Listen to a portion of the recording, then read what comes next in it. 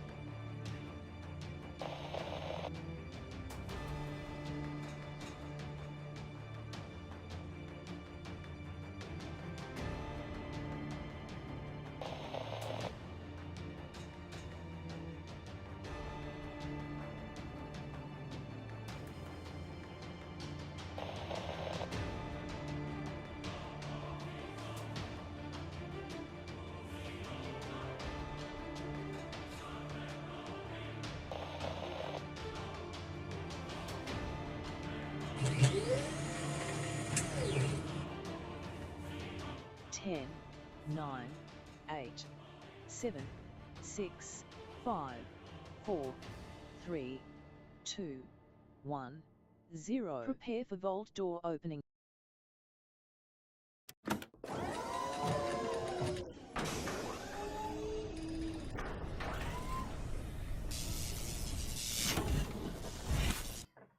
Been one of those days, everybody. Hello and welcome to this stream. This is like an odd time for me to start up.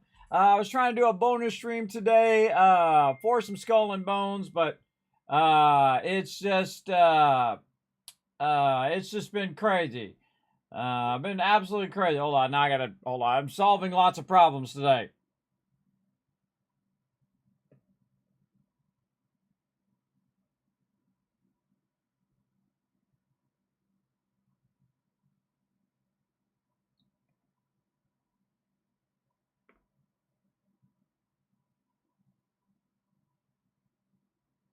Okay, hold on. I gotta do the other thing. So I had a technician come out to fix our TV, which stopped working, and it turned into a whole thing. I'll tell you the story here in just a second. I first gotta figure all this out.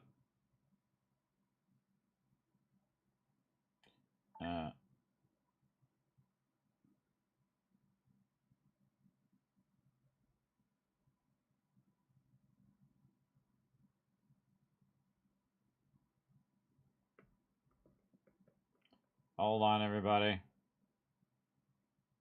I'll tell you the whole story here in a second. All right. So I had to text the technician because the technician forgot to take his charger with him, and he just called me as I was starting up the stream.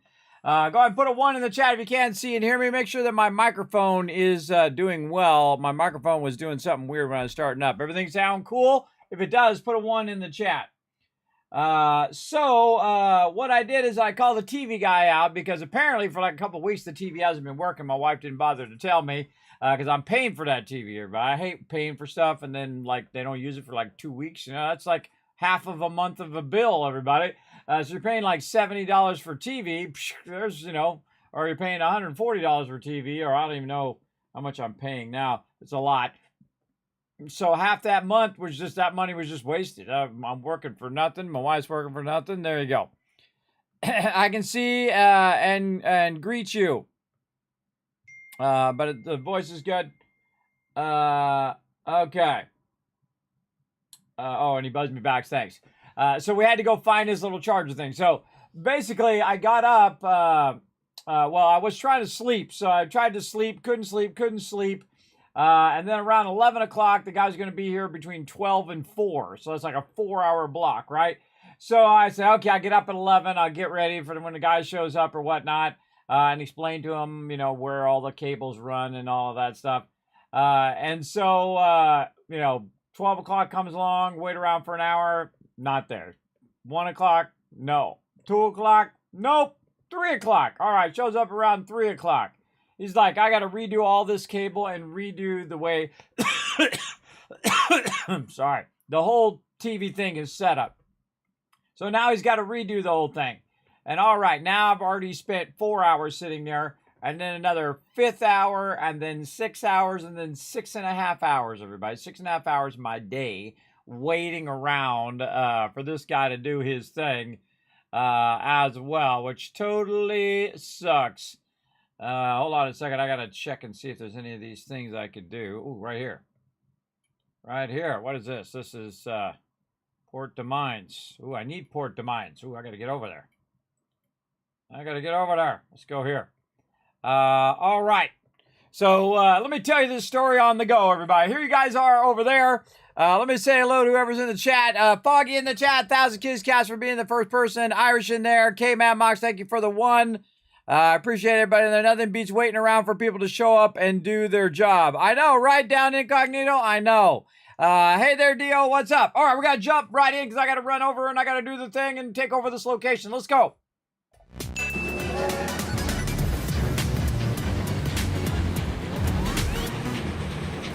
All right, we'll tell you the story walking here, everybody. We'll get going. So what I've been doing while I've been waiting is working on my Fallout 76 and working on my my Skull and Bones here. We have a whole bunch of locations that I've taken over, as well as a whole bunch of things that need to be funded. I'm going to show you some cool stuff that I discovered in the game as well. But I got literally 17 seconds to get over here. And I'm totally not even close. Well, I'm kind of close. I don't know if I'm going to get there in 7 seconds, but that's okay. If I get there in the next 15 seconds, I'll be fine. You know what? I'm going to cut this way. I'm going to cut this way.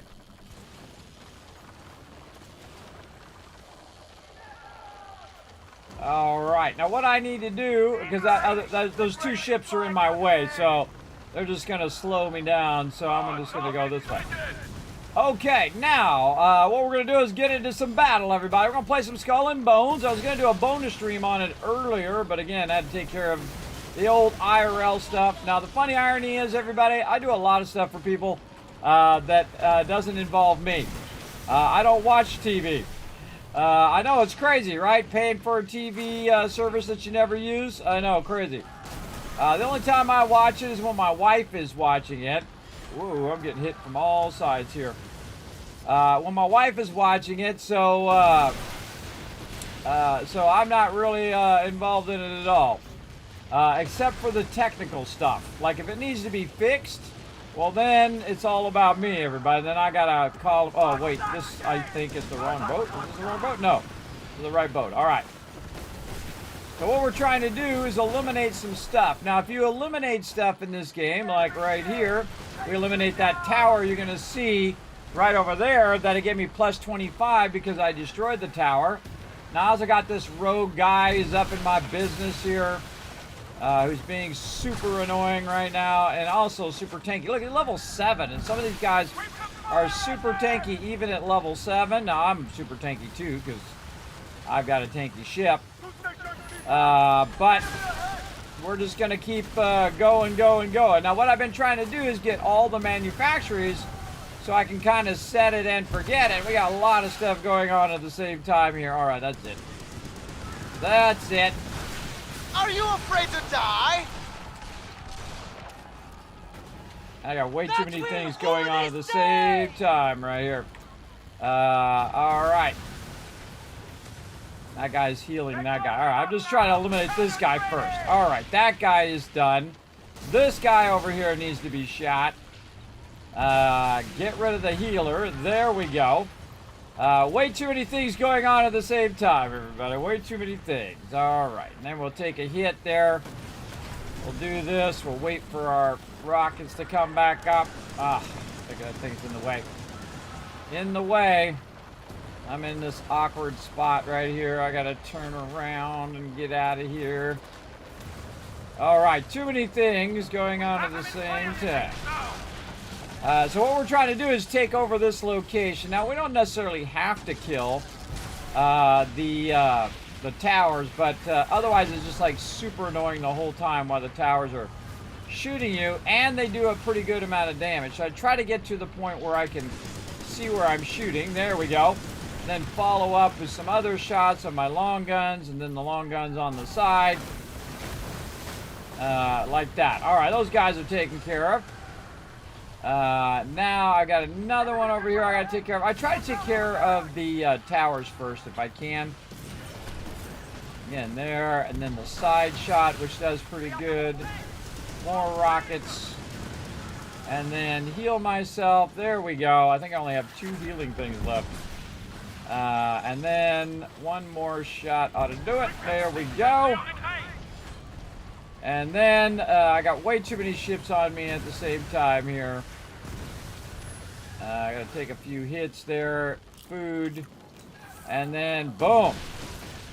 Now I'm already 76%, which is funny irony because I do have 76 running in the background, which we will be doing here in a moment after we get this done. But you can see this game's full of action, everybody. Full of action. Wait till I show you all the stuff I've done today. Holy mackerel. I did get a lot of time in on this, and see, when I'm off stream, everybody, it gives me time to multitask. Like I can do my schedule, and I can copy videos, and I can just go AFK if I need to take care of IRL stuff. I'm a busy guy, everybody. I'm always doing a whole lot of things simultaneously. Like right now, you can see I'm doing this and a whole lot of other stuff. And this dude's going to try to get to me here. Now, it's in my benefit, by the way, to blow up these ships because I have a buff that allows me to progress this faster if I destroy the ships. And that's what you want to do. You want to wipe these ships out as fast as possible.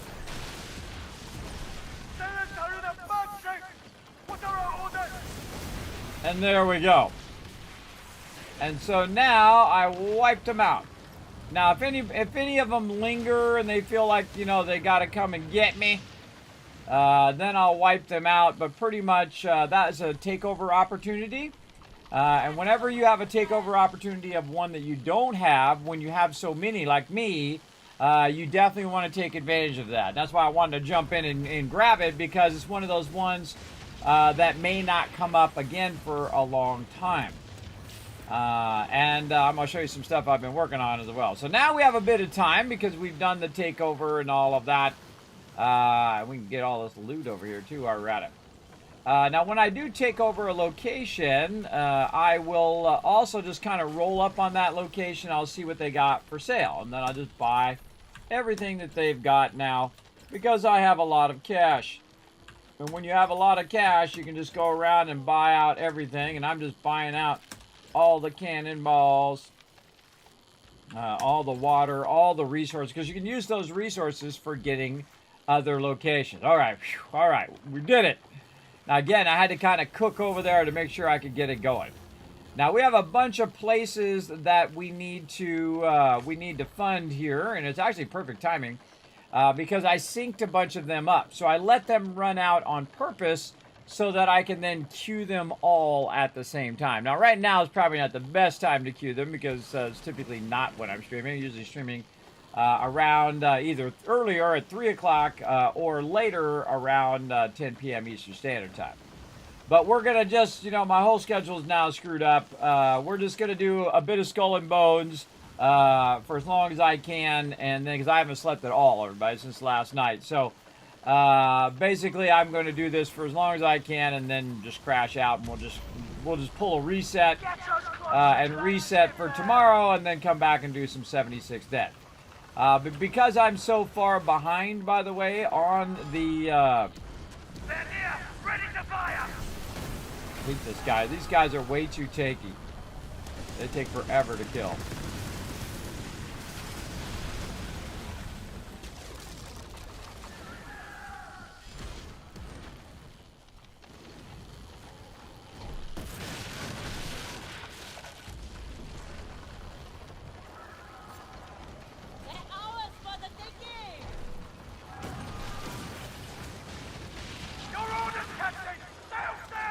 There we go. All right. Took care of that guy.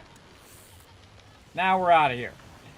Now we got to make our way back to the teleport to Elder's Cave. Now, I really like this game, everybody. I mean, like, almost to the point of, like, I need an intervention kind of like this game. I've been playing it a lot. And the thing I love about it the most is it's like a board game. So it's like you're trying to take over all the locations. And if you take over all the locations, you start to build momentum. And I've been absolutely crushing it. Every time I stop somewhere, I've been getting tons and tons of loot. I've also been doing the legendary heist, even though I won't need that location. So I can get something special, which you can see over here. I'm going to scroll down and show it to you, everybody. I have 4 of them right now, and that is open. These are the best ones in the game.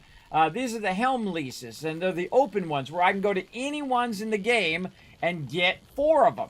Now, here's the cool thing, everybody. If we go look at my list, first, look at all the ones that need to be funded.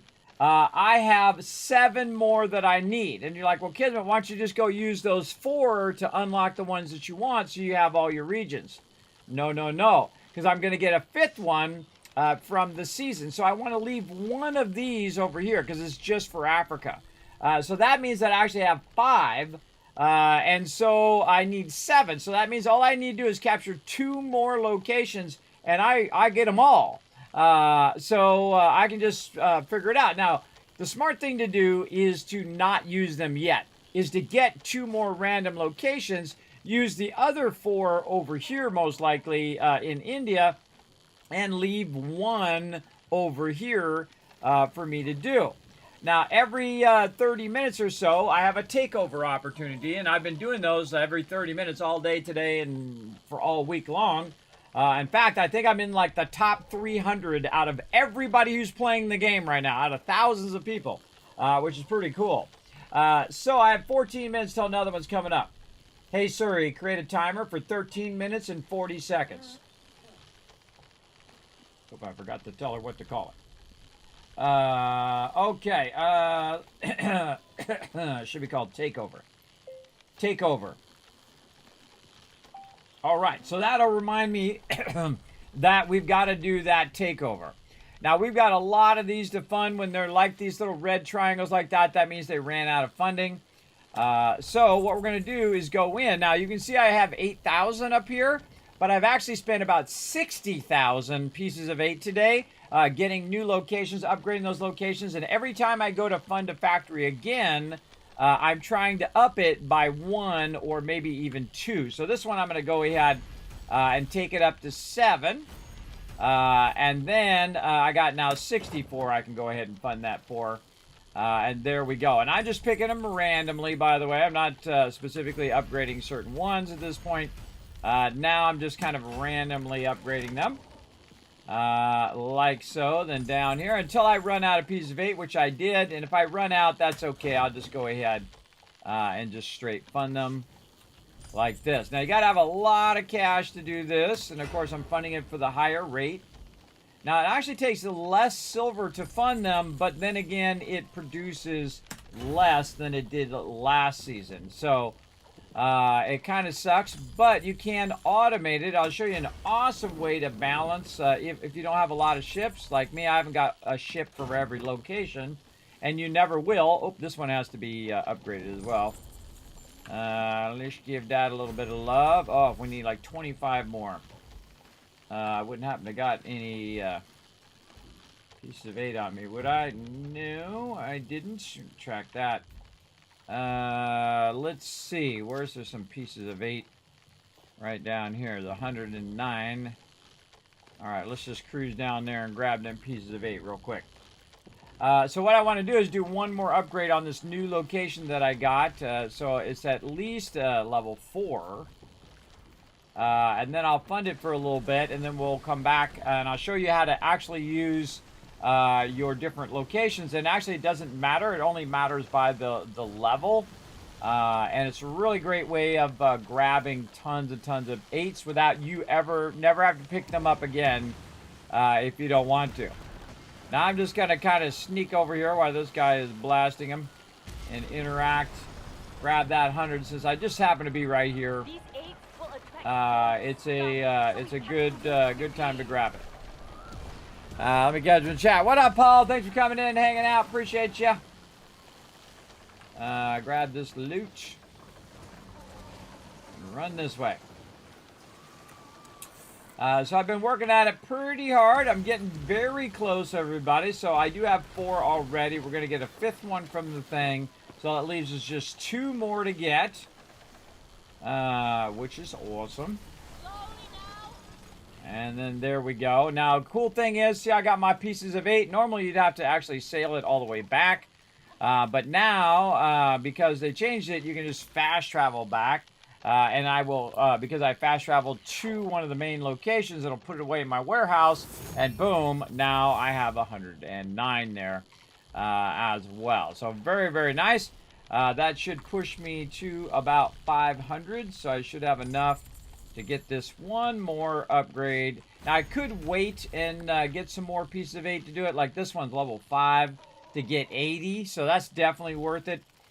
Now, let me go ahead and fund a bunch of these other ones while I'm waiting. So these are all funded at the same time. We'll do 51 there. And we're just going to go around fund all of these at the maximum that we can, 73. You might notice I got 2.7 million up there. That's right, I got the dollar bills, everybody. 75 there. You get the idea. Now, what I'm doing is I'm spending my silver to fund these locations for a certain amount of time. In this case, these are about 18 hours when they're level 5. Level 6 will, see if that's level 7, it would run longer and be making me more. But we want these to run for as long as we possibly can. Now, also, while I was at it, when I had that 50,000 pieces of 8, I went in and upgraded some of my larger forts to level 10s.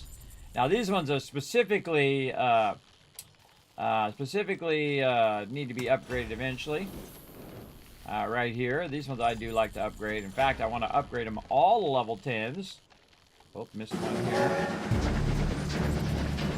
Oh, K-Man Mox coming in with 31 months of sub-love. If I borrowed a piece of 8, would that leave 7 pieces? I don't know. That's a good question. Yeah, I want to wait on that fort demise. Wait on that one. All right, we'll leave that one like that. Now, see, here's the cool thing. These are all queued at the same time. And when they're all queued at the same time, that means they're all going to basically run out. They're the same level, level 5. They're going to run out about the same time. And then I can go ahead and queue them all again at that time.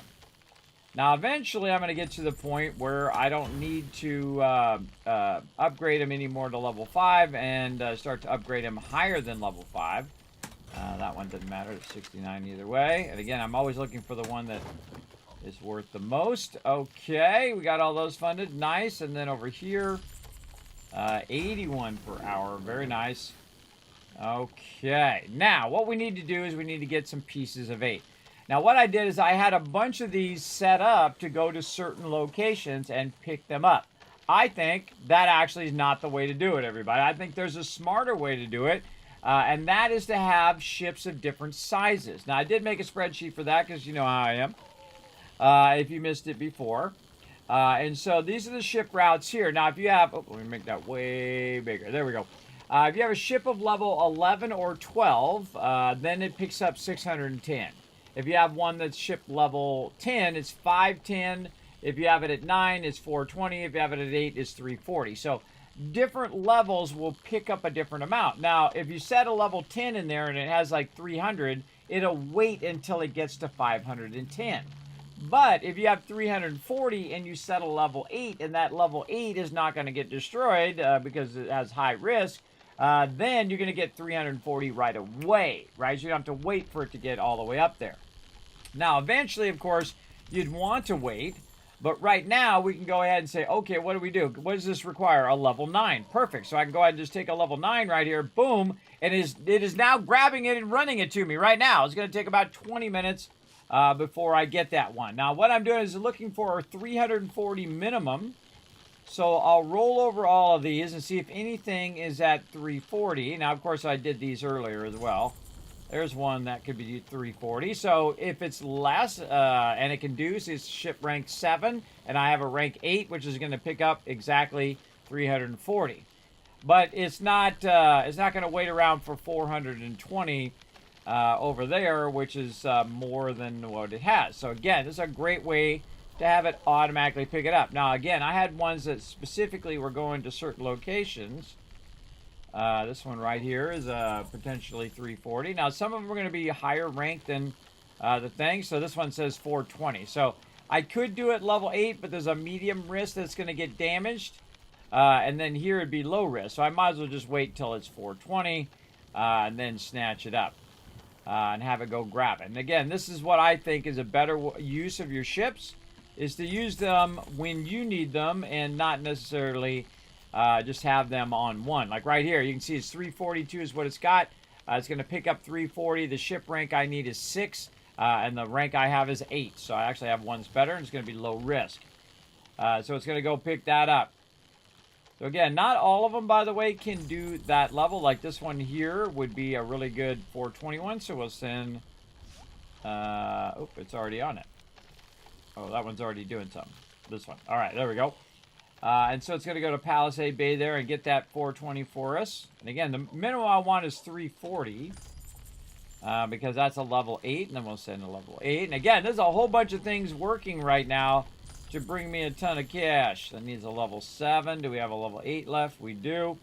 And so instead of, again, having them in a specific spot, I just have it when they're ready, when it has enough, I just run over whichever level is appropriate for there. Now, think I ran out of level 8, so now it has to be at least 420 or above.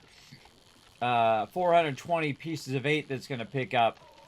Otherwise, it's not worth my time. Like right here, we can say, okay, it needs at least ship rank 7. We got a bunch of 9s. Let's send out that one to get that one. And then these are still cranking away. These are 2 level 10s right here, by the way. It's 440. 440, so we can get that one to go get that one too. All right, very nice. And then I kind of sweep across to all of them. You see right now I have 695.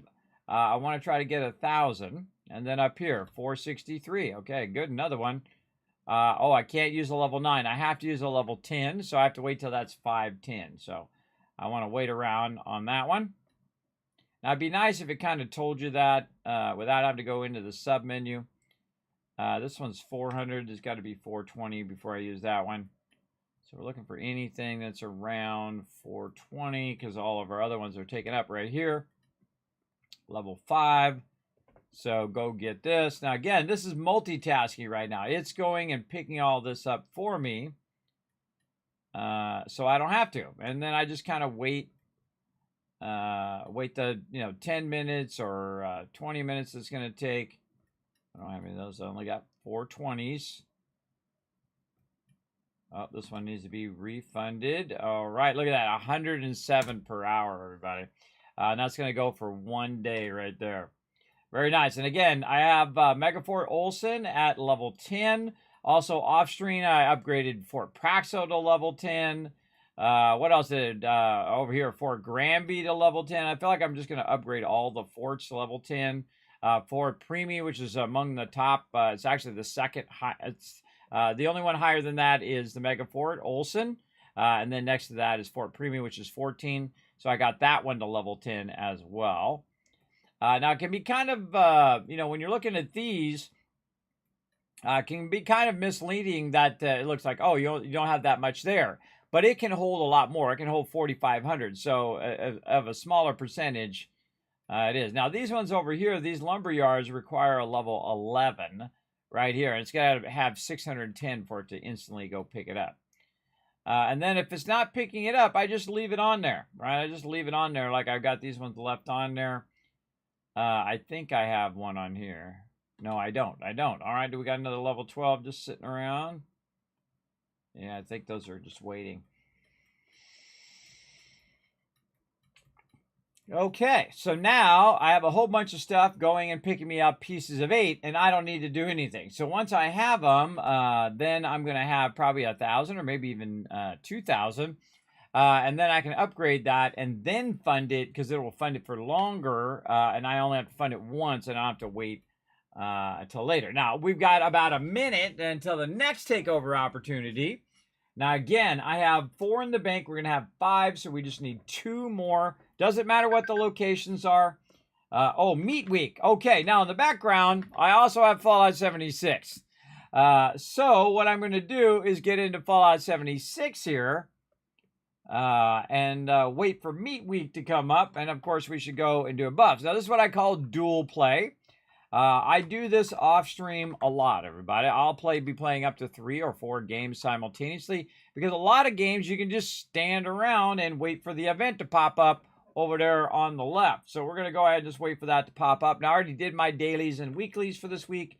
So all I'm trying to do now is kind of farm a little bit of the Meat Week as well. All right, 20 seconds left. Let's go. Let's go. You can see I'm always getting it going. Big time. Yes. Oh, that drops thing is old. That drops thing is old. But yeah, if you want to get drops, you can just check in the upper right hand corner of Twitch. Okay, let's see what we got. These ones we already have. Now, another thing I've been doing is really grinding these legendary heists. Right here. Now, why have I been doing that? Well, I've been doing that to get the Gold Raider cache. I've also been doing the buyouts that have the Gold Raider caches. I don't do these because someone might need to take these over. And so I don't want to block them. Oh, there we go. Look, we already got our extra 1,000 there that we need to go ahead and upgrade this one. And then look at that. Now for 84 per hour. And then that's going to go for 18 hours. All right, so that's going to be running for quite a long time. Oh, another one just ran out here.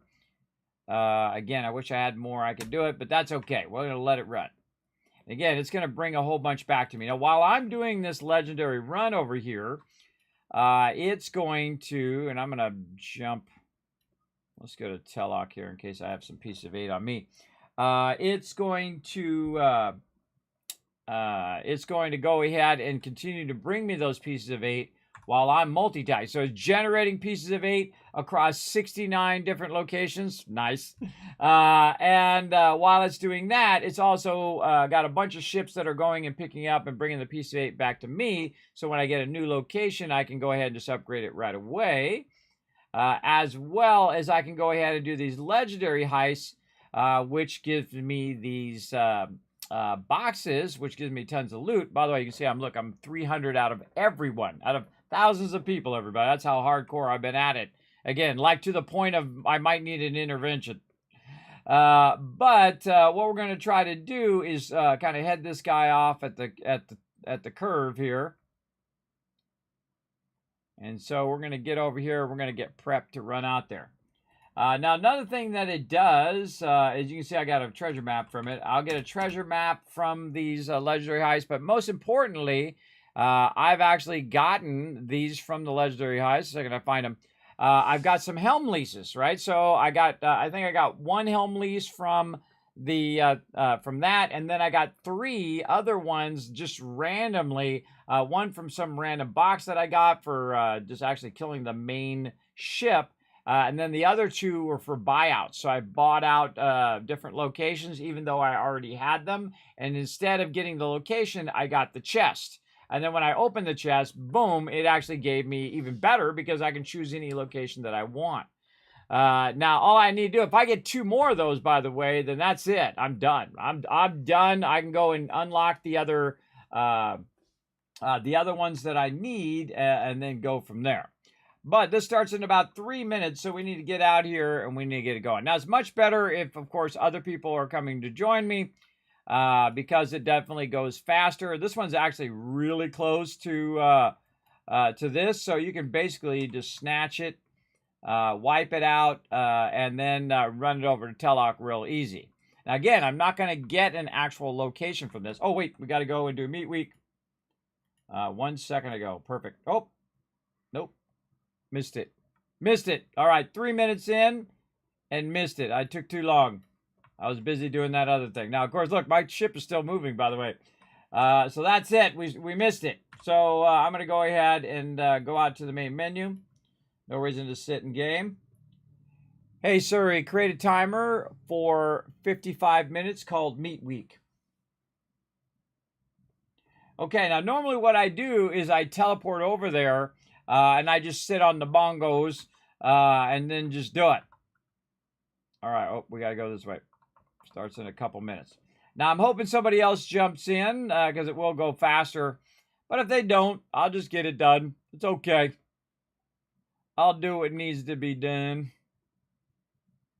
And what I like to do is usually they spawn more in the open water. So I'll just kind of roll up right here and hope that it spawns back there. But most likely it's going to spawn somewhere out here. So I kind of aim in that direction so I can just turn toward wherever it spawns. But if it does spawn behind me, that would be nice. Give me some extra time. And so I've been jumping in with a whole bunch of other people, and they've been jumping in and helping with these legendary things. And so I keep getting chest after chest. So out of, say, 25 chests, I might get 1 helm lease. And that's the way it goes, everybody. That's the way it goes. Sometimes you got to grind. You got to get your grind on. Your intervention will be starting the newest 7 Days to Die server. Yes, that's listed on here. Yes, that is for sure.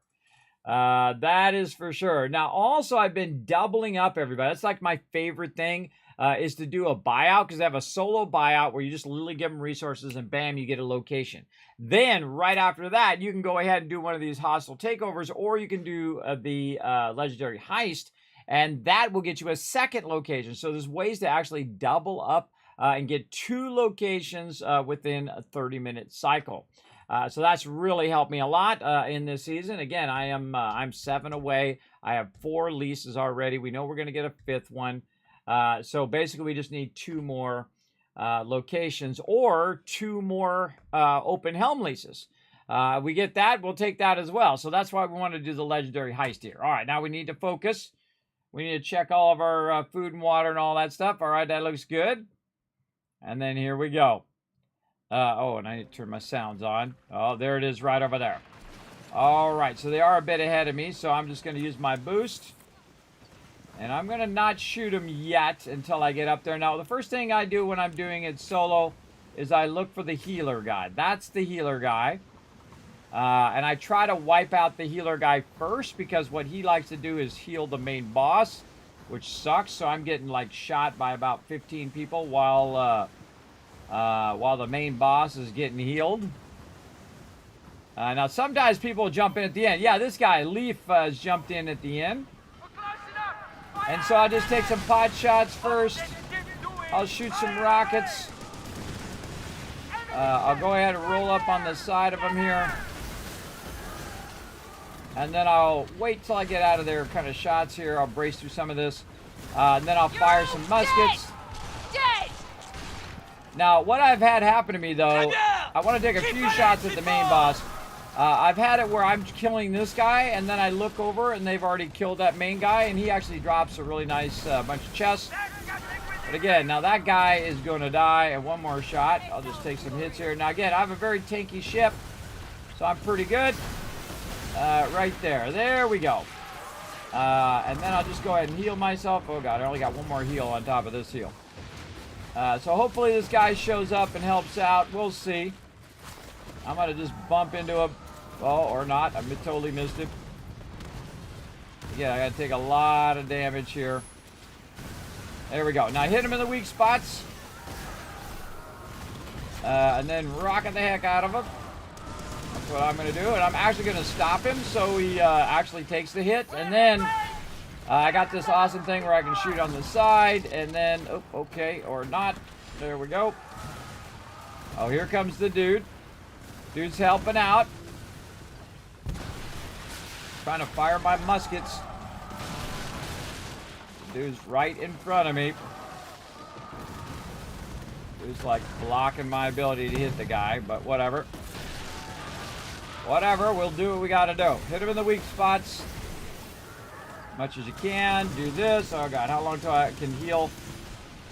27 seconds. Alright. Now I don't want to die. Get out of my way, guy. I don't want to die. If I die, then I'm in trouble. Especially if I have the actual item. Let's get out of there. God, this guy is just constantly in my way. And again, I want to get a bunch of DPS in on the guys so that that I get credit. There we go, full heal. I'm trying to get on this left side because that's where my main fire damage is. I don't know why my muskets aren't firing.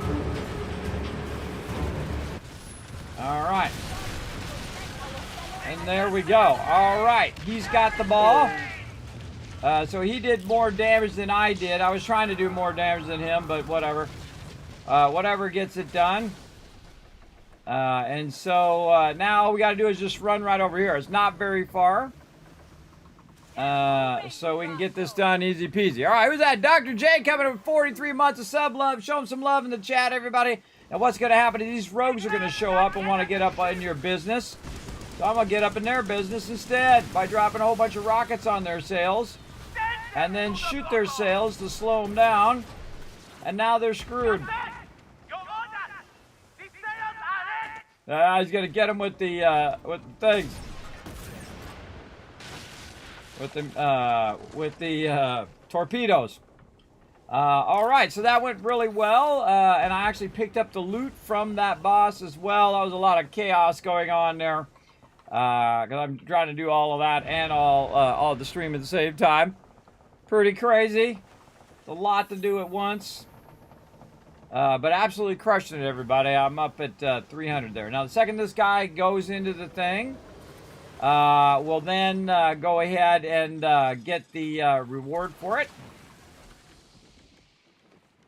And he did it. There we go. Legendary house. Now, I don't ever go in until it actually says that, just to be sure. I don't want to lose my chance at the high school dance. And then there we go. Also, the first thing I do is I actually jump out of the world and I go into my little helm office away from all of that stuff. And so what we did is we got this right here, the Golden Raider chest. And we also got a mysterious chest from killing the boss. That's how we know we looted that boss. We'll open that up. That gives us a little bit of black snuff. That's okay, but we really want this to show us a helm lease. No such luck there. Now, again, you might do it 25 times and get 1. So keep that in mind. Oh, there's some magnetite. We could use that for sure. And then I'll take all the excess stuff and put it in here. You can see I've got some pieces of 8 as well. So what I want to do is actually teleport or just change ships. That works as well. I'm going to go ahead and just teleport down to St. Anne here and check on my... Oh, I got some gin already running. I can see it there. But let's just go in and check. Now, I actually have a bunch of quests that I need to do as well. On to the before the next one. Hey, Siri, set a timer for 17 minutes and 50 seconds called Takeover. Okay. Now, I want to be multitasking. So right now, I have about 70 factories running. So I'm really multitasking to an incredible route. Right now, it's producing gin. It's going to produce gin for 1 hour and 35 minutes. It calls it gin, by the way, Jen, not Gin when I sell it. I guess it don't understand. Then I also have some supply stuff. Now, I actually stopped doing the roving ones in favor of doing the forts. And I have a lot of fort quests. I showed you a new trick that I discovered off stream as well. So we got those going. Now, let's go ahead and see if we can get some stuff going up here. On this top part. So we did all of that, by the way, and we didn't get what we needed, but we got a bunch of other resources, so that's fine. Now, every time I roll up onto this location, really both locations, I'll run to the vendor. Every time I go to any other locations, I'll go to the vendors now and just buy out with them. And actually, relatively, it's pretty cheap to just go over here and buy the cannonballs and buy the rockets. I'm also starting to buy the buoys now as well. I'm buying the enhanced repair kits, the water, the smaller water, right? All that stuff so that I can just backlog a massive amount, and it really helps a lot. Now, I move away from the vendor so that, she doesn't stick me in that dialogue, and then I can't teleport into my helm office. There we go. And then we have some opium running as well. Let's go see how we're doing there. Now, I need to go do some fort runs. Now, before I queue this up again, yeah, it says 28 minutes left. So before I queue this up again, I should go do my fort runs in between while I'm waiting for another takeover. Now, eventually I'll get to the point where I don't have any more takeovers because I have them all. And that is my main goal, is to do that as well. Now, I also have some treasure maps to do in there as well. I have way too many rockets on me there. Let's go ahead and put 1,000 of that away. Let's say that many away. Put all those away. Too many of these. Let's put 17 of those away. Let's put 30 of those away. Keep those. Now, what I want to do is reduce my overall weight when I go to fight, right? So I want to have a lot less cannonballs. Let's say 500 cannonballs and 400 rockets, just so I'm not as overburdened. Probably even don't need as many repair kits right now. Let's say 10. Water, even less. Let's say 10 of those. 2 of these. And 1 of these. Because we're going to be overburdened for sure. Absolutely guaranteed we're going to be overburdened on this one. Okay, now another thing we can do is look around and see if someone is doing a takeover for that location. We're going to go ahead and do the Grand Fort right over here. Now, we still got 14 minutes to get it done, and we should have enough time. So we're going to use my main ship, the Wings of Destiny here. Again, check my cargo before I leave. Now, I learned something previously that if I don't have enough space for the loot at that location, I can always come back and get the loot later on, right? So I can, I can take over the fort. Oh, I'm too overburdened. I have to go back super slow back. And then I have to then go back and pick that loot up right after. You don't want to leave it too long. But if I go from here to here and then put it all, what I can away in the warehouse, I can go back and pick it up. Well, another thing that I learned the last time I did it is that I can just drop the stuff over there, run over here, drop off a lot of what I've got, and then go back and pick that stuff up. So not only can you pick up the stuff that you haven't picked up yet that's there, but you can also drop some of the real heavy stuff, come back with your other ship, and then pick all that stuff up at once and then bring it back, which is what I'm going to do here. That's because if you look at my journal, everybody, look, my journal is completely full of fort quests. I have 1, 2, 3, 4 quests right there for the Grand Fort. That's 610 each. That's 2,400 resources. So it's pretty sweet, everybody. Pretty sweet. Now I can see all the defenses are up right now, so I'm going to have to deal with all those defenses solo. But I think we'll have enough to get it going. And I'm going to try to take care of the mortars first, I think, this time. So we're going to roll up here. We're going to get the sound going. And we got to just get going if we want to be ready for the next takeover in a bit. So I'm going to go ahead and stop. I'm going to go ahead and start that plunder. Time to root! Skip this dialogue. Turn my back this way a little bit and try to find my thing. It's kind of hard to see. And then shoot right there, and then rotate right a little bit. A little bit more. There we go. And then use, whoa, okay. What the heck? All right, they're shooting in weird ways. There we go. Got that done. And then I'm going to get shot at by the cannons. I'm going to get shot at by all the towers here. So let's go ahead and use our various sides of our ship. Nope, we're going to get shot by a whole bunch of stuff here.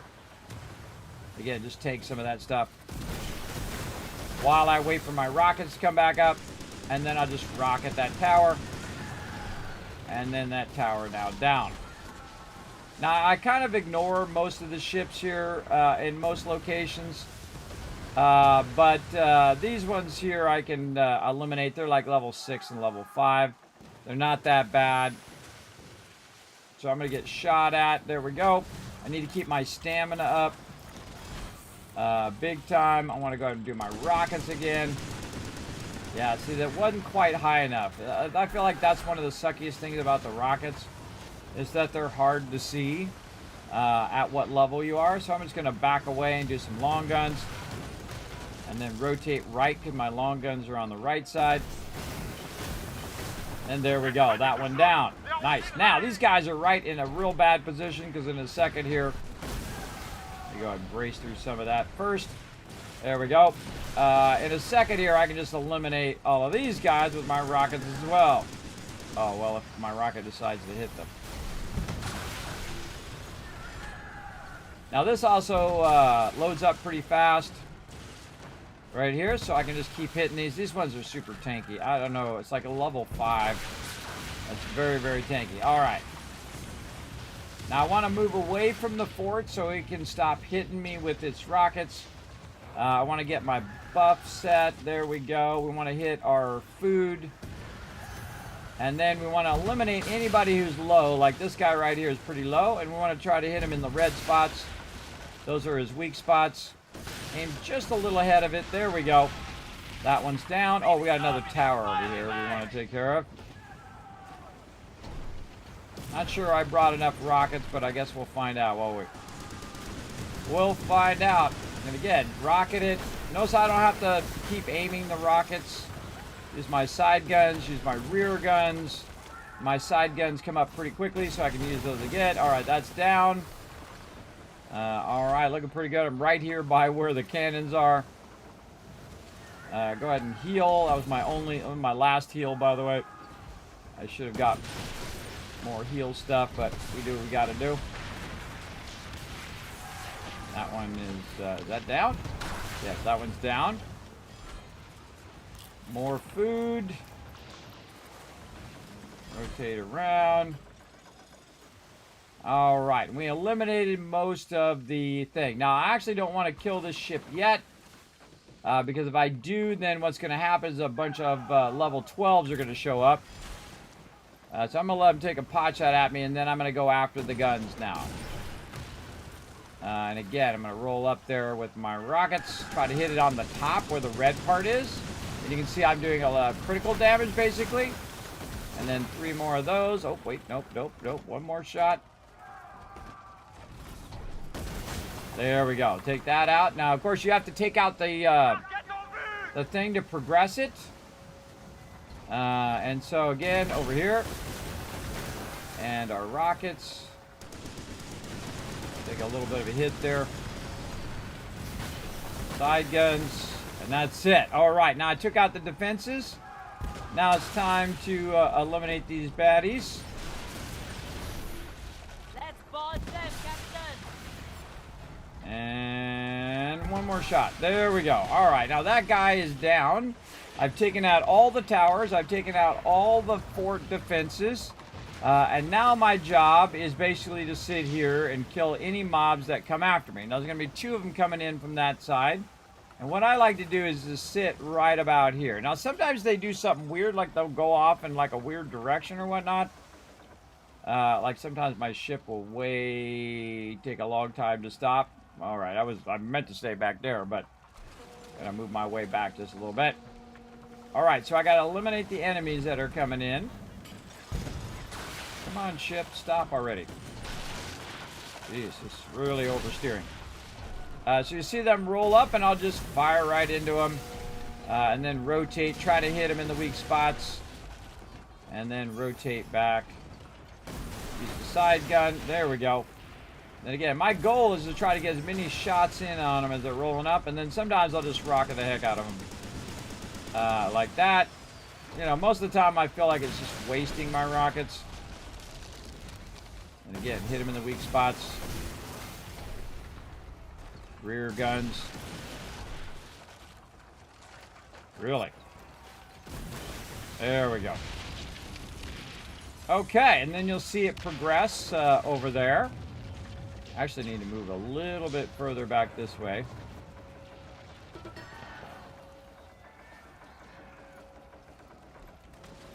All right, now they're coming straight out.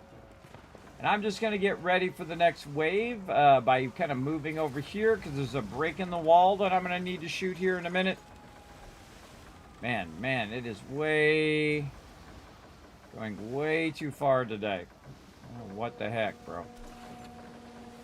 What the heck? It came out way too far. I didn't want to go that far. I wanted it to stop. I don't know. I had a tailwind or something. I don't know. All right, let's stop. Right there, bro. Yeah, see, it's just like it doesn't stop. All right, there we go. I want it to stop so I can turn around and hit that edge later on. Here we go. All right. And get some shots in. And then from this side. And then rotate back to the front.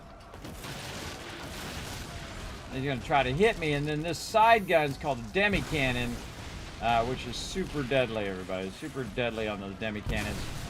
You can see I took out half the guy's health. Now, he's a level 13, by the way, if you noticed. We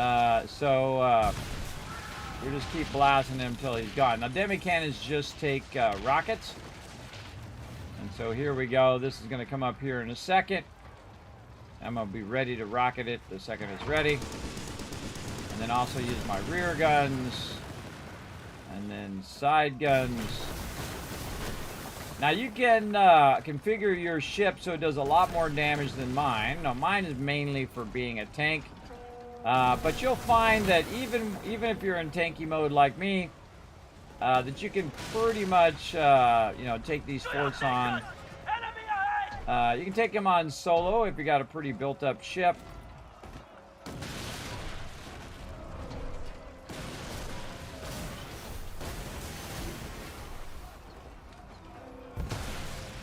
I'm going to go ahead and brace so that guy hit me. And then in a second here, I'm going to get another shot on him. That's all she wrote. That guy's a little far away for me to hit him.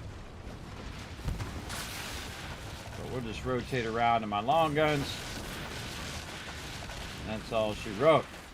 Again, way easier if it's just me. Now, if I was in a group, it actually would be harder. Or if there's someone else here plundering along with me, the area would get more difficult. But again, it usually just brings 2 of them at a time. Now, sometimes you might get a bunch of aggro from area around where you're fighting. That's pretty scary. Hey, Olaf, what's up? And again, thanks everybody for all that massive amount of love. Mr. Helsing, thank you very much for the follow as well. Now, of course, wherever you're watching me, because I'm streaming live to 4 different platforms at the same time. I know I'm insane. Streaming to, oh, did I start Facebook? I might not be streaming to Facebook right now. No, I did. Yay, me. Again, streaming from Twitch, which I'm a Twitch partner. Also to YouTube, which I'm also a YouTube partner. And to Kick and to Facebook. And again, one of the cool things is to use these cannons for this side. For this guy.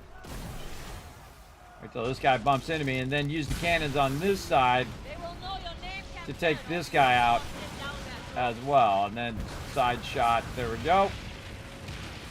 And then you'll see it progresses it there. And there's a tower over there that would love to shoot me. It's a little far from where I'm at. Again, I just kind of hang around in this spot and I let them come to me because I can do some long shots on them like this.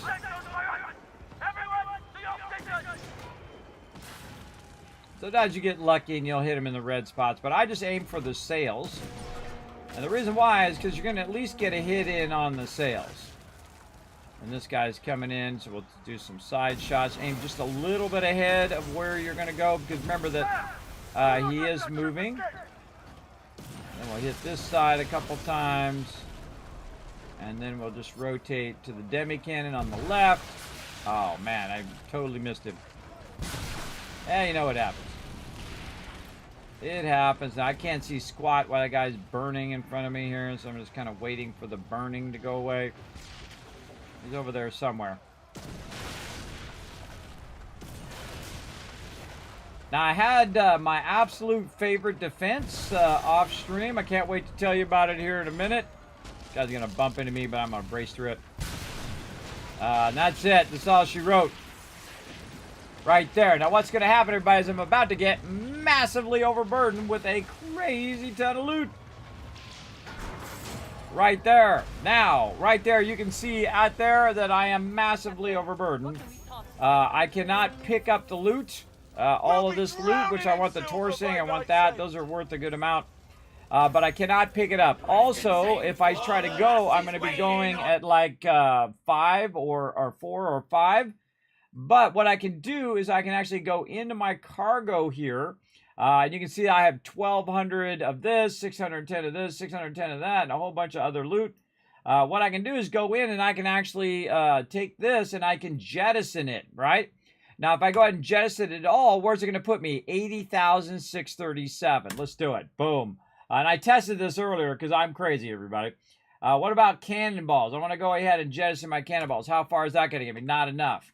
How about right here? Let's go ahead and jettison this. Okay, that's a little too much, right? So just crank this down to the point at which you're no longer overburdened. And I'm literally going to drop the extra. And that's a lot, everybody. It's like 900 resources that I just dropped. But I'm not overburdened. And that's cool because if I go fast enough, I can go back over there. And I'm going to grab these little bit of resources here. I can go back over there, drop this off. Now, my goal is to drop aggro on the way back as well. Oh, another takeover opportunity coming up here in just a moment. Now, he's going to run away. I'm going to just not shoot anything. And hopefully that aggro gets dropped.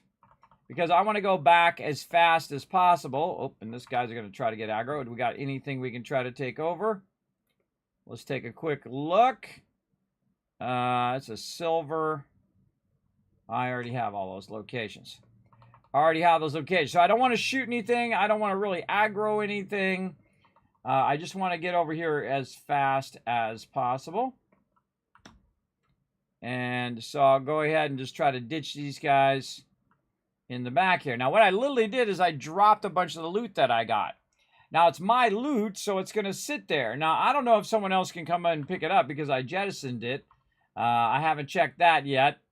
But I do know that I can run back here. Now, as I'm going along, too, I'm picking up a bunch of loot that's just on the ground here. Like this, because that's just the way I am. Right over here. Now, I need to disengage from combat. So I'm just going to chill here. There we go. Now, I disengaged. I can get out of the ship like this.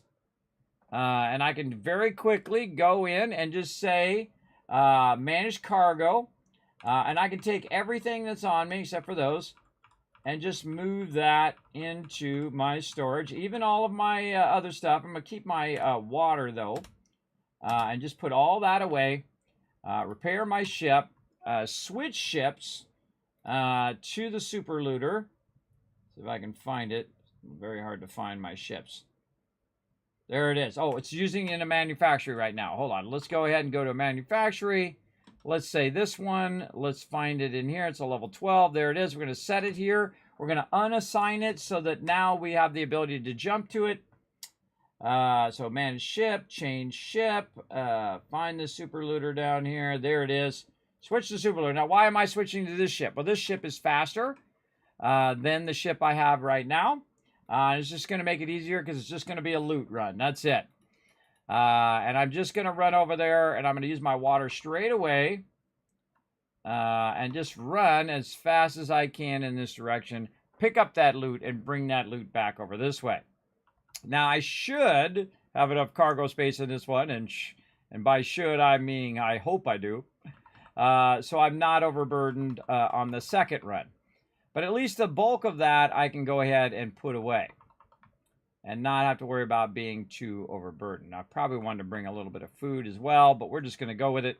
Now, if I'm going into the wind going this way, most likely I'm going to have the wind on in my favor coming back. So that's definitely what I want to do. But we're just going to go as fast as we can back over here and try to pick this loot back up again and run it back to town. Now, you might want to have some food because you can see my stamina is about to run out as well. But I think it should get us most of the way there. And then we can zoom on the way back. Now, I can use my buff right now. You can see that my water buff is up. But again, I would just go ahead and just, even if you had just a little bit of stamina, I would just boost it just to get to the point where you can go and pick that stuff up. Because remember, that's a whole bunch of loot just sitting over there. And we're rolling up here to where our loot was before. There we go. Look, 610, 310. Pick that up. There we go. And then our plunder loot is still there. There we go. We grab that.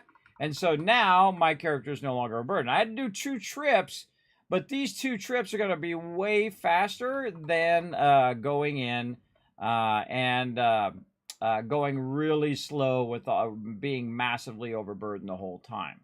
It's going to be way faster. Now look at this. I'm now going at levels. I'm going at 20 knots now. I'm really going fast. And again, if I had brought my stamina food, I have to remember that in the future. I got some Menka on me now. I use that. But I could have used some food to keep my stamina going for when I'm at full sail. But even when I'm not at full sail, I'm going about the same speed as my other one does while it is just normally running. Now we get an 18 out of it, and we're going a lot faster. So yeah, I just risked it. I risked like 600 resources, everybody, which is a lot, everybody. That's like 125,000 silver. I thought, you know what? I'm just going to risk it and see what happens. Okay, guess we're going around this way. Bump into everything. And again, I'm grabbing the linen as I'm going by. I'm just grabbing any random loot that I happen to see. Rusty nails. Salvage. All this salvage is sitting over here. And then disembark. And there we go. Done. So we just did those 2 runs pretty easily. And even if we were overburdened and we couldn't pick up the loot, we can always run back and grab it. That's the thing I learned. And look at all this loot. Again, another 610 there, 310 poppies, and so on. All of this is a massive amount of loot. Now, that's all from one fort, everybody. We still got to do the other fort. Now, did I pick any of these? I think none of these, I didn't need any of these. Now, I guess I could do this legendary run. So I'm going to join in that legendary run. There's a solo takeover, but these I've already got. I already got all of those. So now I need to change ship again back to my bigger ship. Wings of Destiny. There we go. And then I need to go manage cargo, and I need to bring all my stuff back that I need. So I'm going to need some food, so we'll transfer, say, 50 more food back. We're going to need our cannonballs. Oh, those are bombards. And some rockets. So let's go ahead and say 1,000 rockets. And cannonballs, we'll say 500. Ought to be enough. And there we go. Now, there's two more things I'm going to need. My repair kits, my, where are they at? Right here, level 3s. And so we'll get, let's say 20 or 15. Let's go 10. Let's go 10. Get 10 of those. And then I should have, and actually we'll transfer these ones in. I should have some more food that I like to use. These ones right here I call the Grogu's. So 2 of those. So I got that. And then the only other thing I need is the larger water. And so I'll go try to find the larger water. Now my time is ticking away. Oh, it's in here somewhere. Maybe I'm out. Oh, right here. Transfer all that over in case I'm going against the wind. All right, now the tough part. I need to get over here and I need to attack this thing in the next 8 minutes and basically get it in the next 8 minutes and then run it back. Now, this one's really close, so I don't know why other people didn't join it. It's a pretty great one. Oh, there is somebody who already joined it. All right. So I'm going to run out there and try to help him. All right, now. If he's out there, I don't know. Maybe it's just me. We'll see. And this is a great time to use your boost straight out the gate. You can see I'm using my water boost to get out there and attack him. Now, he's actually coming toward me, which is great. This one's one of my favorites because he gets about right here. You grab it, and boom, you're running in for a W. Also, if you roll over this, you can see that I'm going to get a gold raider cache. It's Palisade Bay. I already have Palisade Bay, so it's going to give me that gold raider cache instead. Now, it's going to be a bunch of ships out here, so I'm going to go ahead and zoom in on the ships and find the ship I'm looking for, which is the healing ship. Now, is this ERT guy going to show up, or is he going to full-on mooch off of me? Not sure. He's at the port now, so he might show up here. We'll see. We'll see how it goes. We got 7 minutes to make it happen. Sometimes they full-on mooch off of you, everybody. They let you do it, and then they get the credit. But at this point, I want to try to get as many as I can so I can get as many of those helm leases as I can as well. So I'm just going to roll up. I'm going to take a few pot shots right at his sails. Turn our sound on. By the way, when I'm off stream, I have the sound off all the time, even when I'm in battle. I know it's kind of freaky. Some of you might find that freaky, but me, I have it off so that I can focus on what I'm doing. Now, don't forget to take a pot shot at this guy in case someone comes along and kills that guy. But I go after the healer, and if I don't go after the healer, what happens is... Oh, totally missed him. Dude just keeps healing the boss. And so he keeps healing the boss, and then I just have to keep DPSing the boss over and over. So I find it's much smarter, just like in MMOs, everybody, go after the healer. Go after the healer big time. This guy's getting in my way.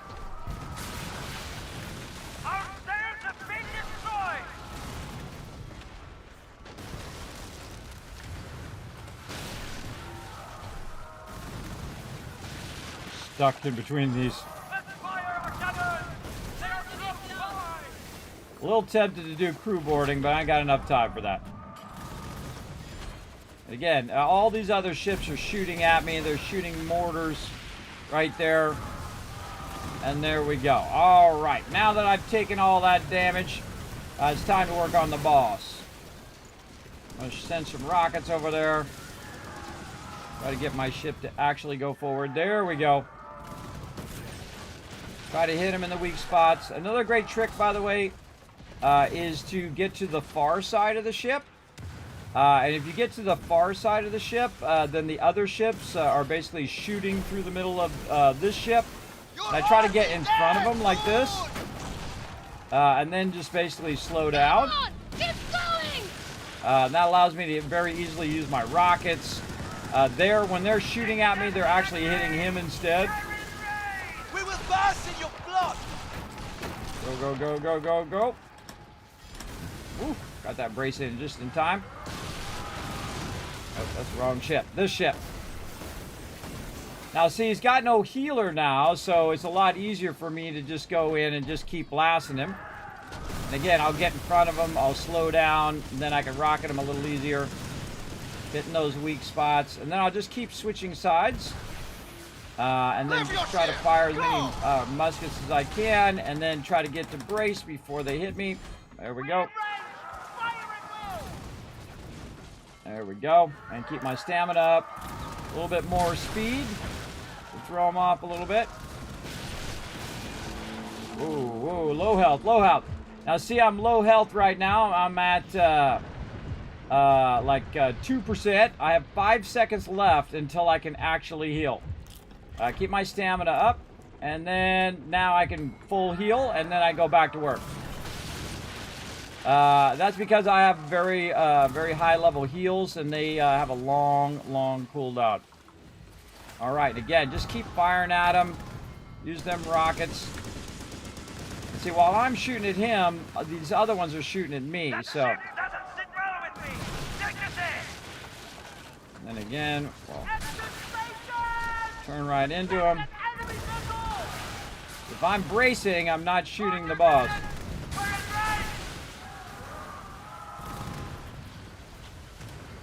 Now, it'd be nice if this guy was out here helping me. It'd be nice if these guys weren't in my way. But, you know, I've got 3 minutes. So I got a good enough time, I think, to get it going on. And again, get our rockets going.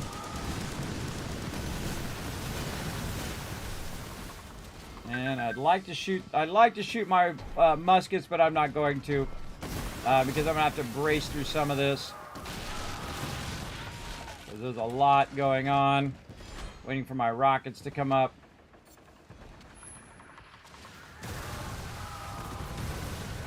Heal.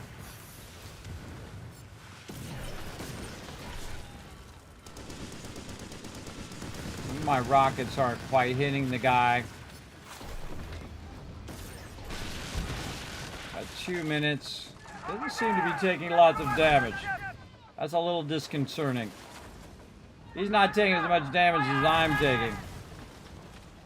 14 seconds until I can heal.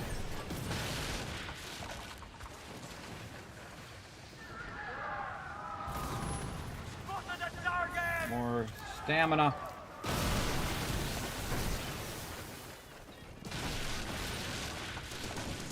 There we go.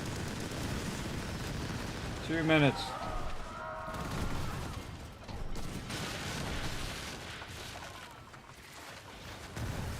This guy's just sitting right next to me the whole time.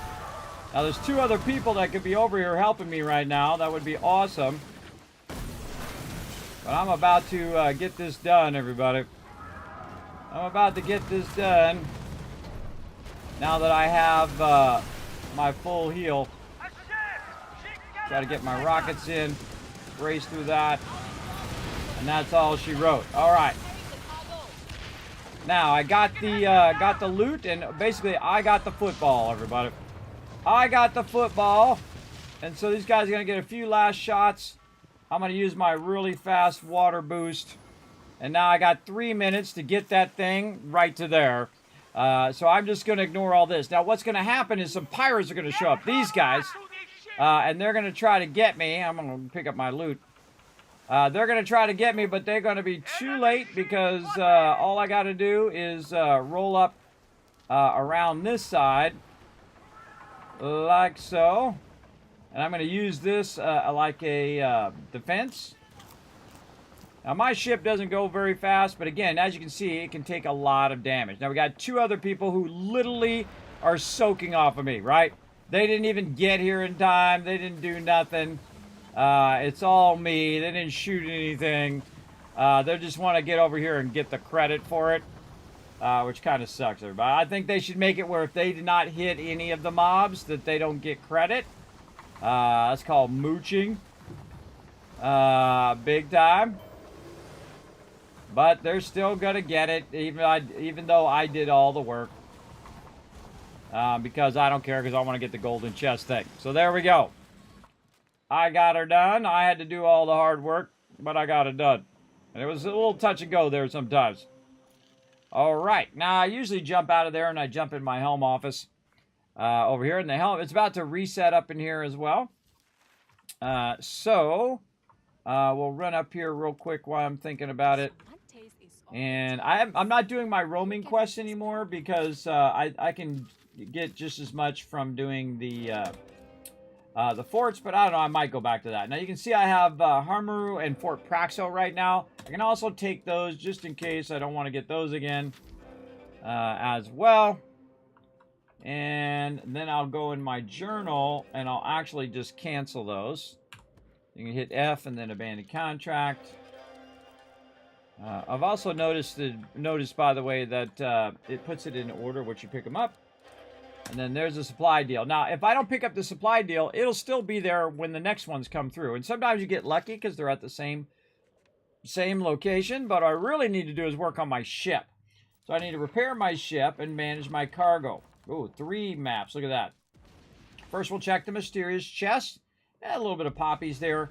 But the Gold Raider chest, the one we want. Now, we're just hoping for a helm lease. Survey says nope.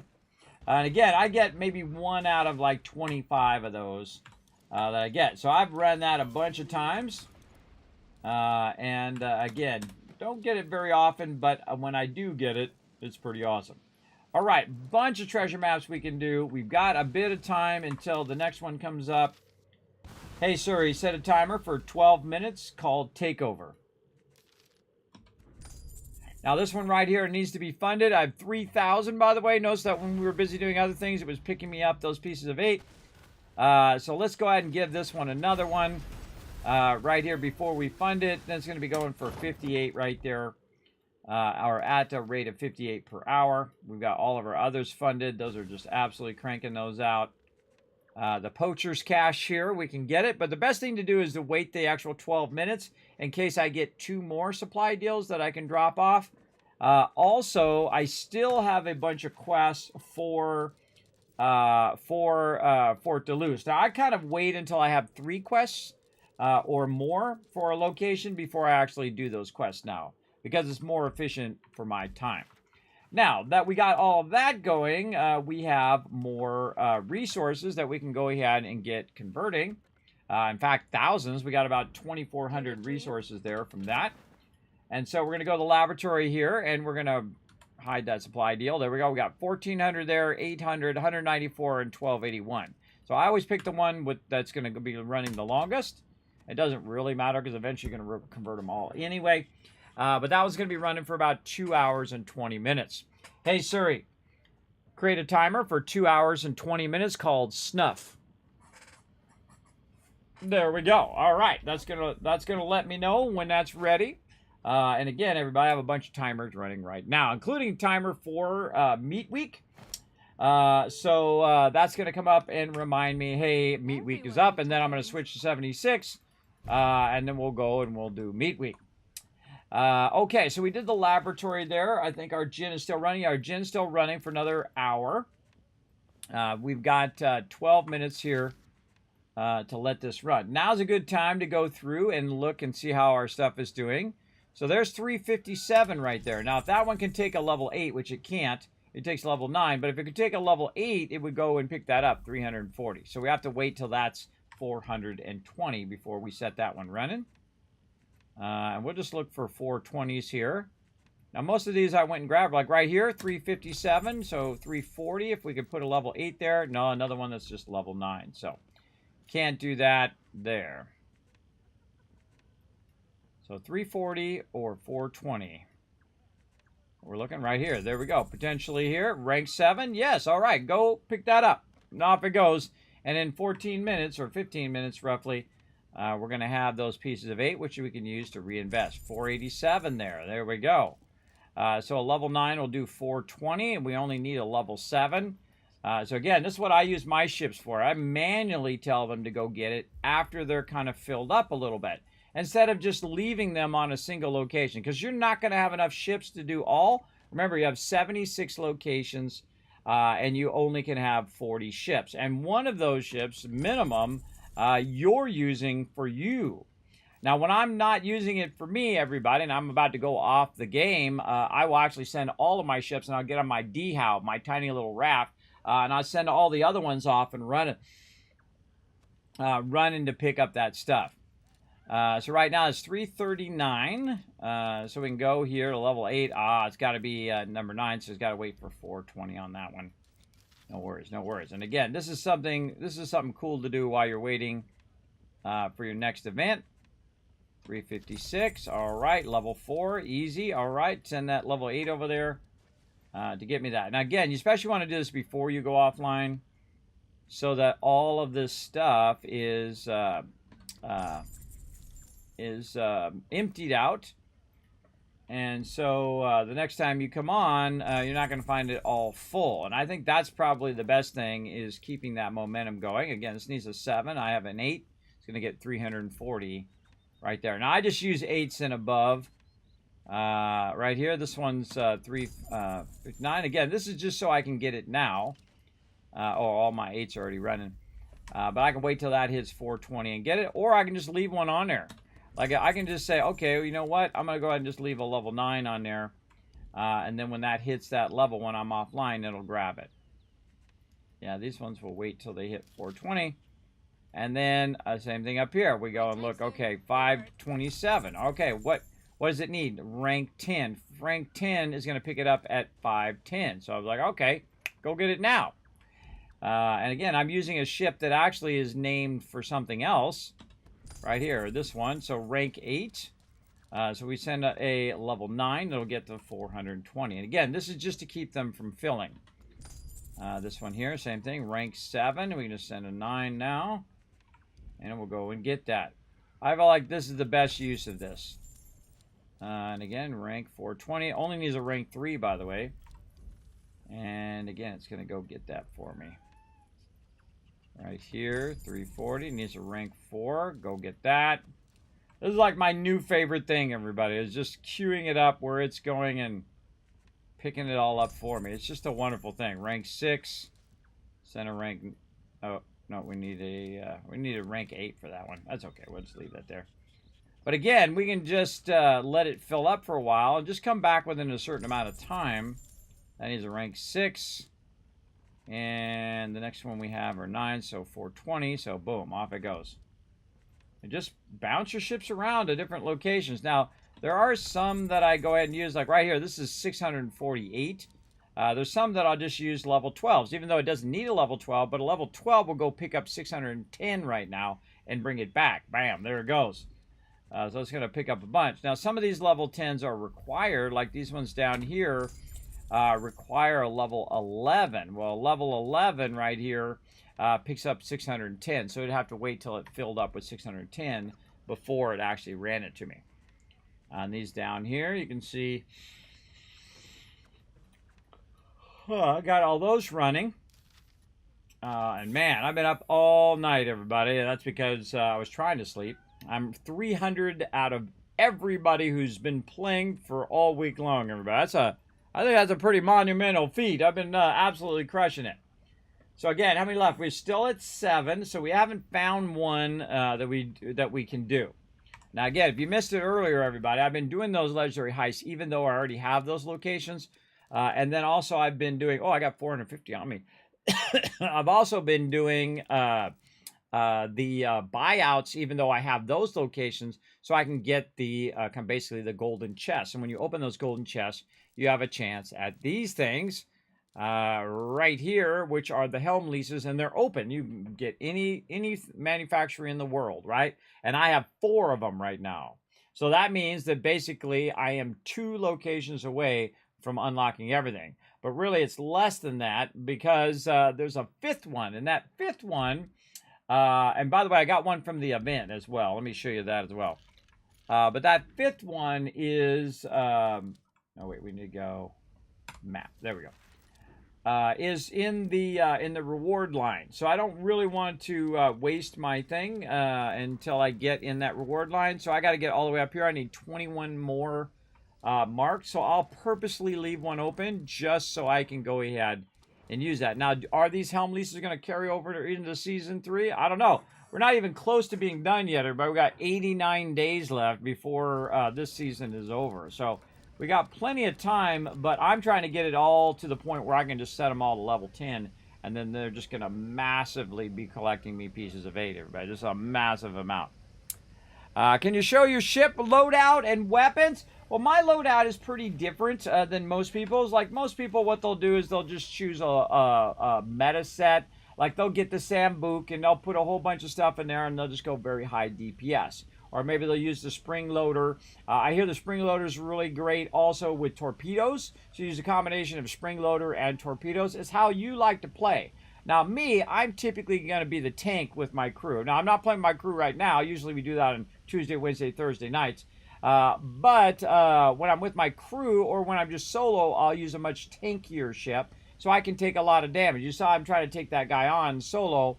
And I can tank a lot of damage. And mitigate a lot of damage. Also, I can do a lot of good ramming damage with the snow. That's the kind of like brand name of the ship.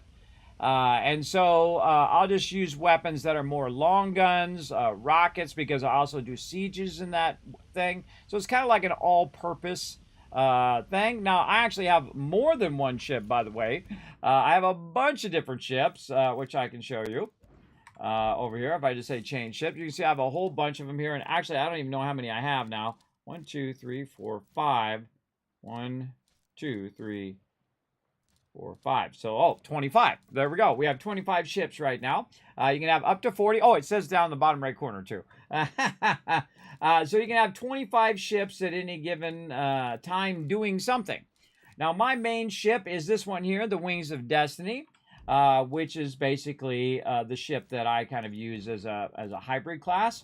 My main ship, my main guns are the long 9s. Now, why do I use the long 9s? Well, this way I can shoot stuff really far away, towers, ships that are coming up on me, and especially for taking out sails. So if you're doing like the legendary heist, you can, even if I get way behind because my ship's a bit slower than everybody else's, I can still shoot really far and pull the aggro on me. And that's my job as the tank, is to pull the aggro on me, and then I can just, defend through all of that damage.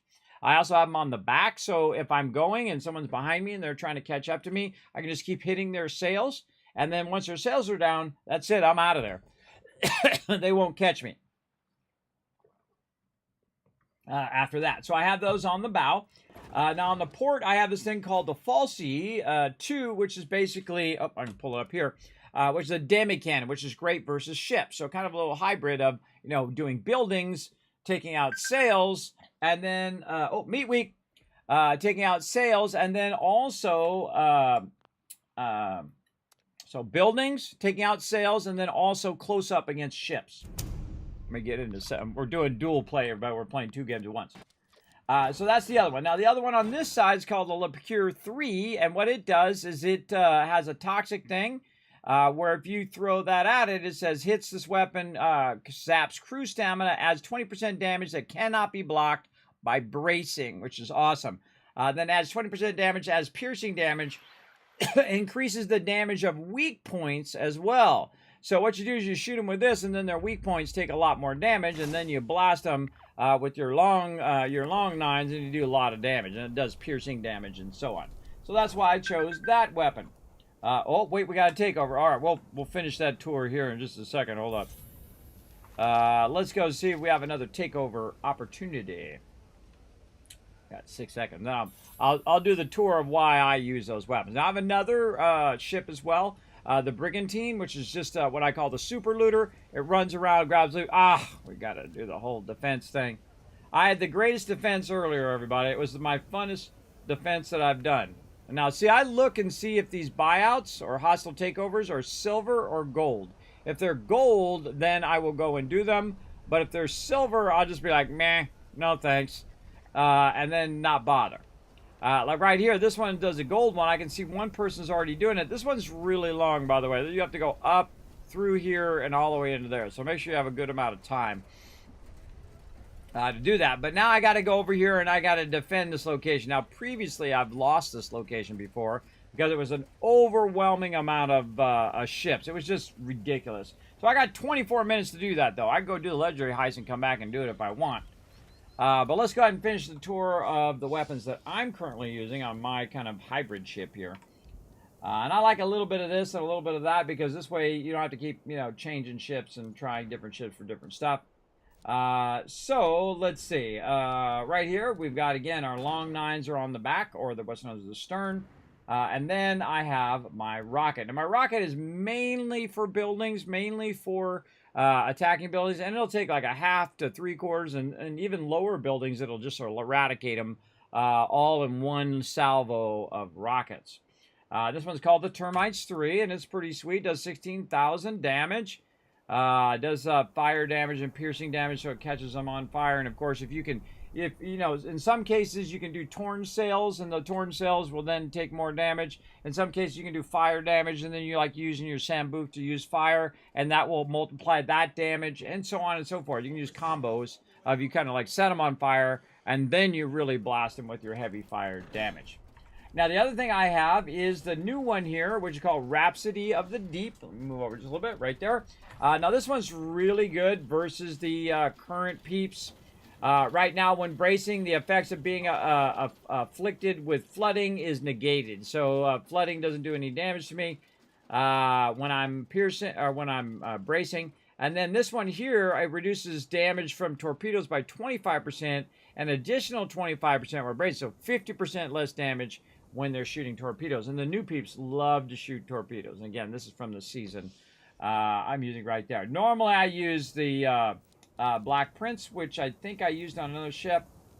Right here, yes, I've got that on another ship. Actually, I think I have 3 of them. Yeah, I have like 3 of them on other ships. And you can see I got a bunch of various stuff and a bunch of extra ones that I bought with my piece of 8 from season 1 to put those on my new ships as I'm building them out. Now, my furniture is kind of a mixed bag. I have it where I increase acceleration with that as well. Then I have ones for my long guns, so increases the projectile speed by 15%. Much easier to aim. This one right here keeps my crew stamina from getting depleted when you're trimming. And then this one right here increases the damage to weak points to enemy ships by 10% and reveals weak points on Fleet of Pestilence. But really, the increased damage on weak points is why I'm using it right now. Now, I have a lot of different furniture, and I could try out a bunch of different combinations, everybody. But that's pretty much what I got right there. Yeah, it's great having your loadout. Yeah, and again, mine's more of a hybrid. Now, again, you can go out and find the medicine. I never use medicines, but I think they're boring. I think they're boring. They're boring in Fallout 76. Oh, and I missed the meat week again. I think I missed it. Let's see. They probably already got it done. By the time I get there. Watch it. Join event. They usually get it done like in 3 minutes. Okay, now I'm also playing a little bit of Fallout 76. I'm just jumping in for the meat week thing, because the meat week's going to run off tomorrow on June 4th. So I'm going to run up here and see. Oh, no, they just started. Oh, they're actually running behind on this server. So I'm a complete slacker in 76, everybody. I just run up here, and I literally just hit the bongos here. Now, I'm actually helping because it does contribute to the meat week. But I just kind of sit over here and bang on the drums. Got about 5 minutes. Normally, this thing is already done within the first 3 minutes, right? And usually it's because people are busy doing something, and then they're clearing out their inventory. Also, for 76, I'm actually going to go in and okay, that one me too. going to actually take the sound out. So we don't have to listen to the sound, because they just yap and yap and yap. Now, I don't have to do anything about it. I can just full on AFK. Just let that rock right over there.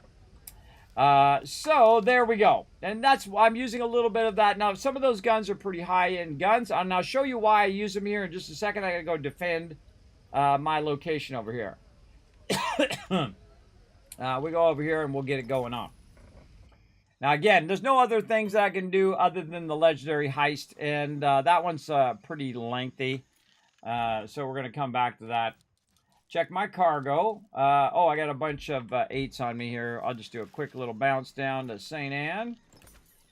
Now, see, I have a lot of cash, everybody. I have a lot of silver, and that's because I take a lot of the supplies and convert them and then sell them to the main quest vendors, both Skurlock and Rama. Depending on where you made it from. So if you made rum and gin, that rum and gin, that goes to Skurlock, and then the other ones, which are snuff and opium, goes to Rama, who's the kind of higher level quest giver. I suggest you do your quest line as quick as possible because it unlocks all of these things, including your helm training. I didn't even know this was a thing, everybody, until like 60 days in. My team's like, oh, Kismet, there's a whole nother thing to the game, man. It's like a board game. You take over all the little locations and, you're earning pieces of 8 and you can unlock all sorts of stuff for your ship or whatnot. And within the last couple weeks of Season 1, I went from having just 10 locations to all of the locations. I took 30,000 pieces of 8 that I had, and I turned it into 700,000 pieces of 8. Yeah, I'm going to show you guys how to do it as well. Now, I probably spent about, let's say, 400,000 pieces of 8 so far, just to get where I am here. But also, I bought a bunch of stuff for my ships, and I bought a bunch of stuff even beyond the 300,000, the other, up to 700,000. I bought weapons, I bought armor, I bought all sorts of random stuff.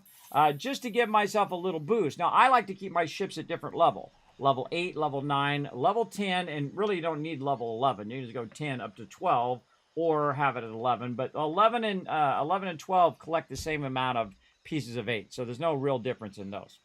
But I do need to get over here before it actually damages my location. Now, again, I think the defending is stupid. I have enough to do, everybody, and you can see I'm cooking here, but I'm going from one thing to the next thing, I got my timers going to remind me, hey, Kismet, you got to do all the things. See my timers? You got to do all the things, and then the next thing's going to come up, and there's going to be another takeover. Let me time that as well. That's going to be, it's going to be a while. It'll be like 13 minutes. So let's say 12 minutes. Hey, Siri, set a timer for 12 minutes called takeover. Actually, it's more than 12 minutes. Actually, 22 minutes. Yeah. Hey, Siri, create a timer for 21 minutes called takeover. Now, notice I took a minute off there, and the reason why I took a minute off there is so that it reminds me a minute early so I can get in there. When I'm busy doing something else, I do want to have that extra minute. But this is 20 minutes, everybody. I got a good amount of time. Now, the things I do when I'm, in between takeovers, because that's the thing I'm mainly focusing on, is I'll go attack a fort. Or I'll go and do like a buyout if I can, or a legendary heist. Or I'll go and collect resources from vendors. I'll go and start to convert stuff. I'll do some supply runs. And now also our supply runs have reset, and also our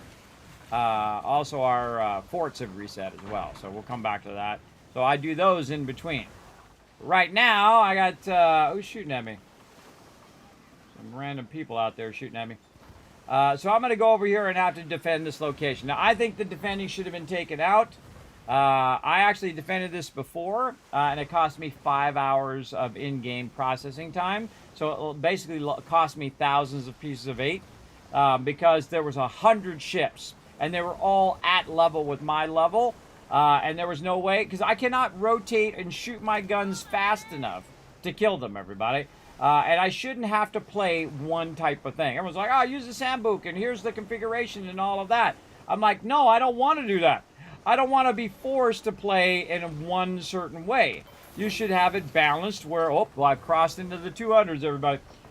You should have it balanced in such a way where anybody can have a configuration which is reasonably strong, level 12, and do whatever the hell they want, right? I think that's the way it should be. Now, one of the things it also does is they show up way too close to the thing, and they just instantly start attacking it. But they did fix it. It is a bit easier. Your fort can take a lot more damage. So, what I need to do is roll up here. Now, at any point, I can just say join event. and it will start up. Now, I had my two favorite defenses off stream, where I literally sat here, actually another location, way over in the other location, and there was nothing. Nothing showed up at all. Oh, I can see two of them showing up in this direction right here. And then probably two more are going to show up behind me over there. But I can see them coming in, so I'm going to take some pot shots at them. It's a Campanier. Now, the Farah is going to help me out, by the way. The ones, oh, look, there's two more right there coming in. So the Farah is going to help me out. Now I'm just going to block them. And rocket the heck out of the first one. Wait for my reset. Hit him in the weak spots. And then, how much longer? We got a while until that happens.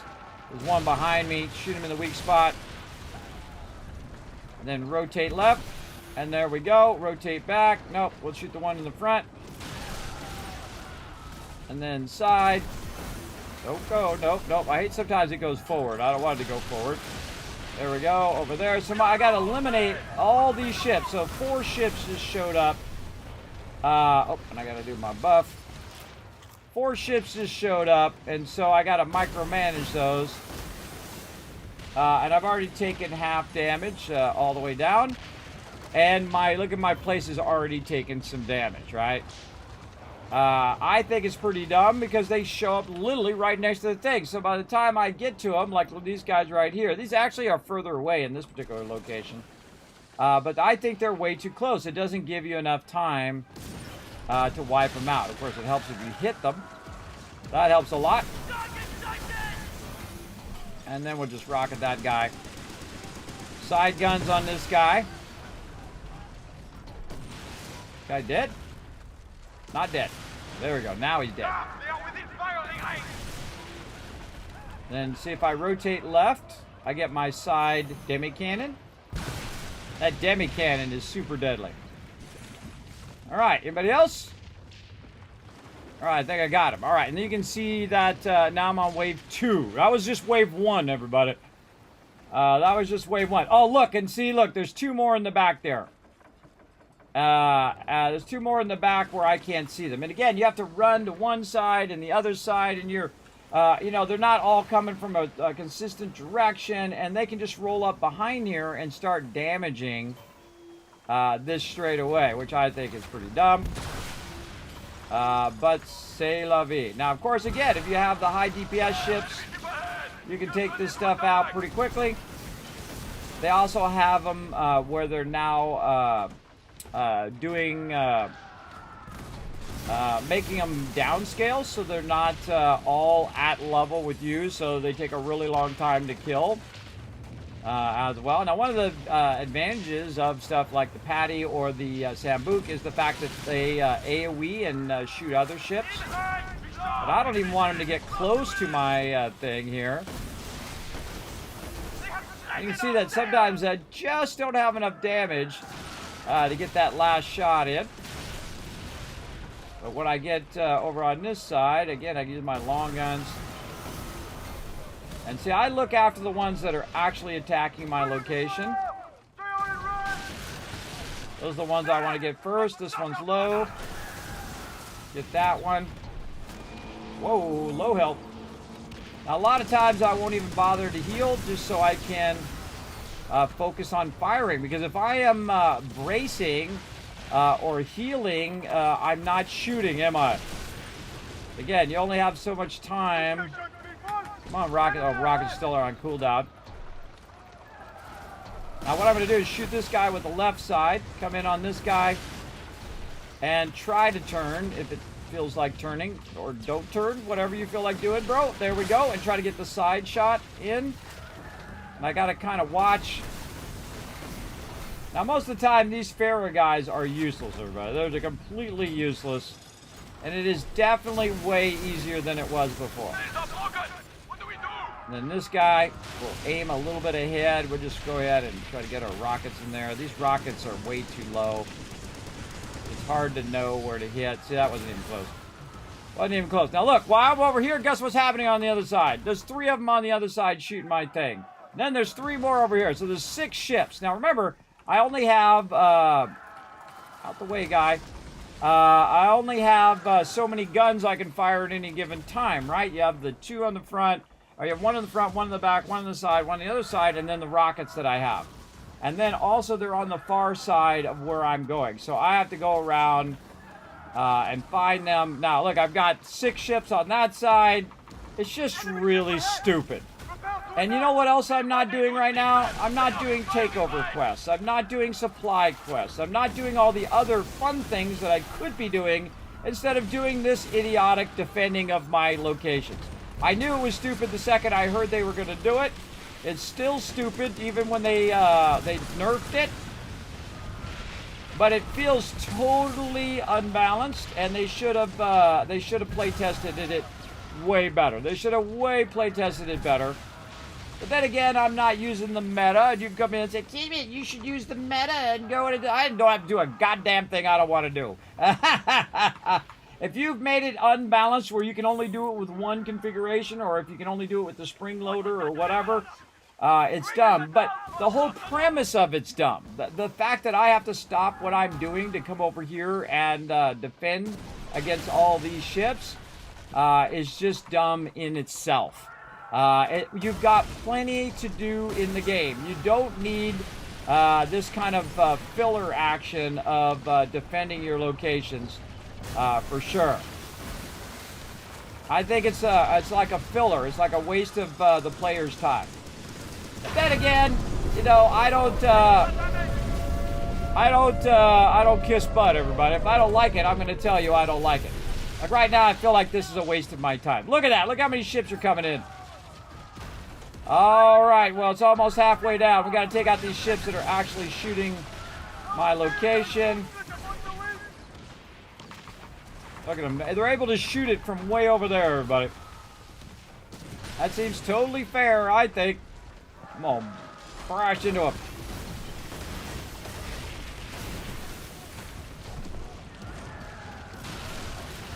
Now, while I'm over here screwing around with these guys, guess what's happening on the other side, everybody? Whoa, here we go. Someone's coming in to lend a hand, maybe. I don't know. Way too many ships. Now, look at this. My thing's not going down. My sails aren't going down so I can turn. So I got this lag going on because I got so many ships on the screen. And I have a really nice machine, everybody, and a really nice internet connection.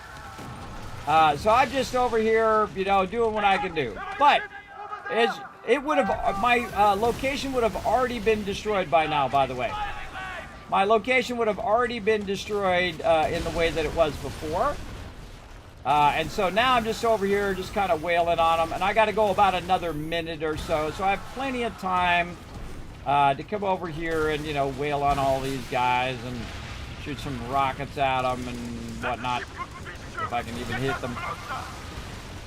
And again, another one over here. It's just dumb, everybody. It feels completely unbalanced, and worse than that, unnecessary. Another one down. And again, we'll just... The rockets. Not yet. Right here. Rocket the heck out of this one.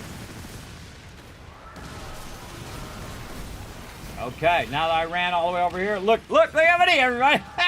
It's ridiculous. Whoa, okay, almost dead. It's stupid. It's ridiculous. But I have to kill so many ships.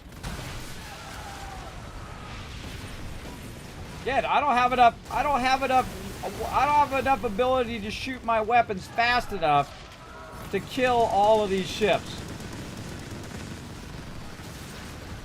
But I did it. And there we go. Stupid.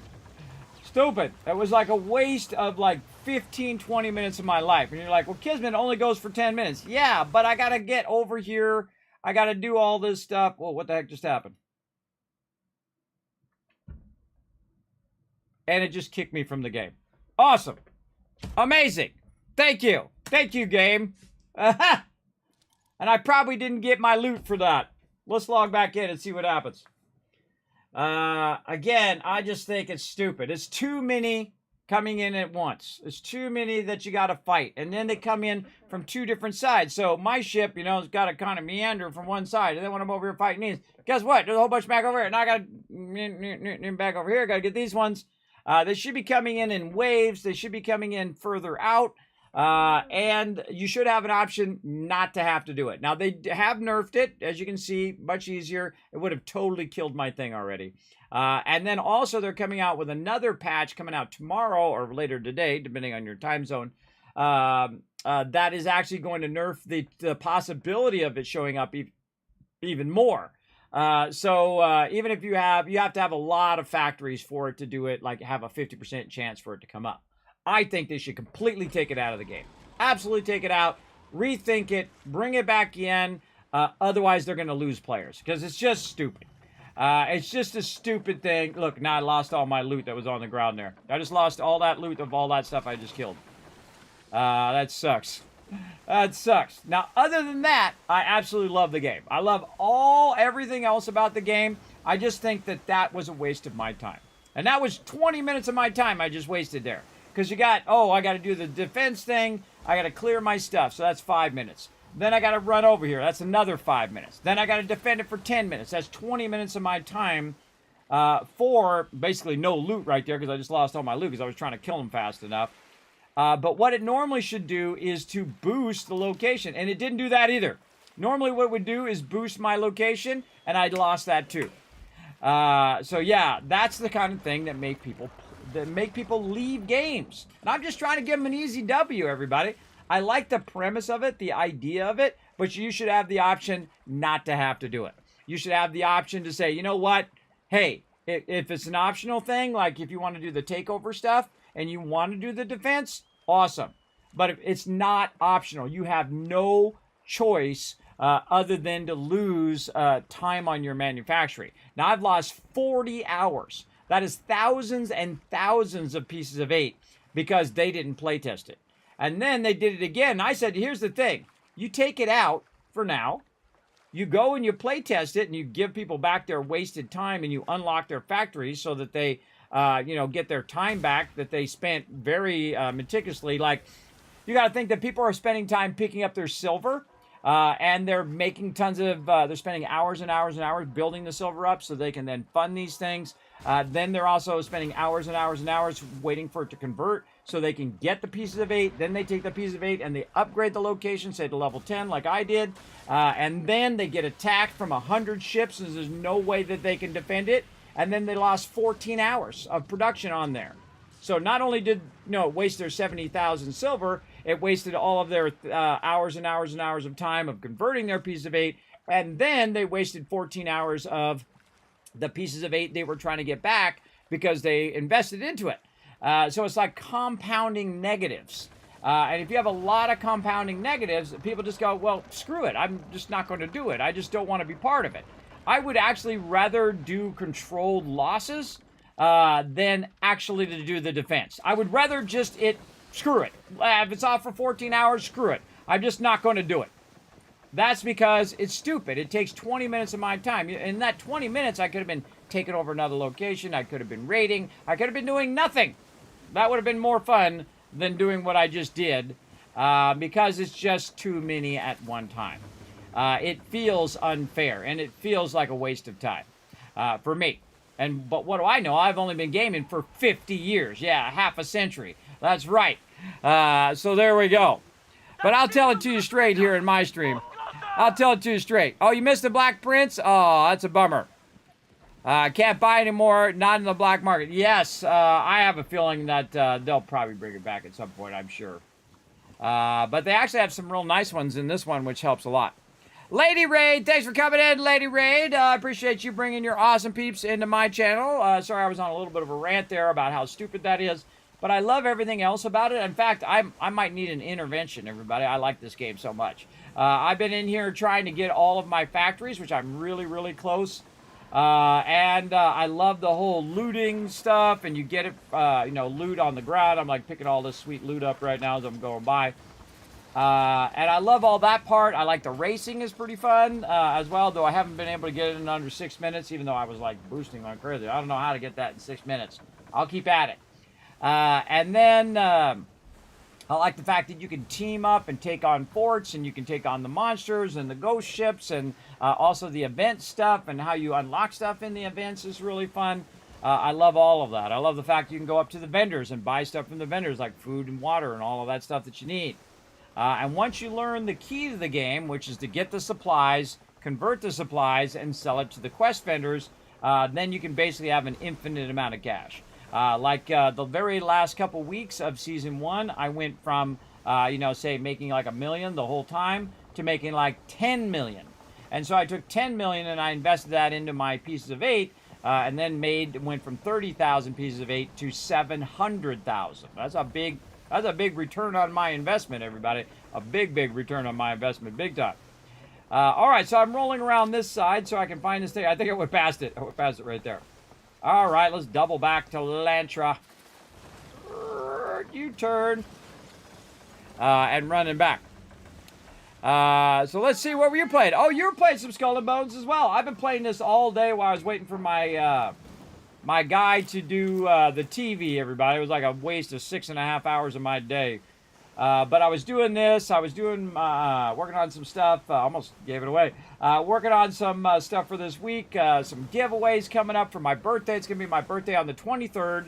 I'm going to be 54, everybody. Can you believe I made it that long? It's amazing to me that I've been around that long.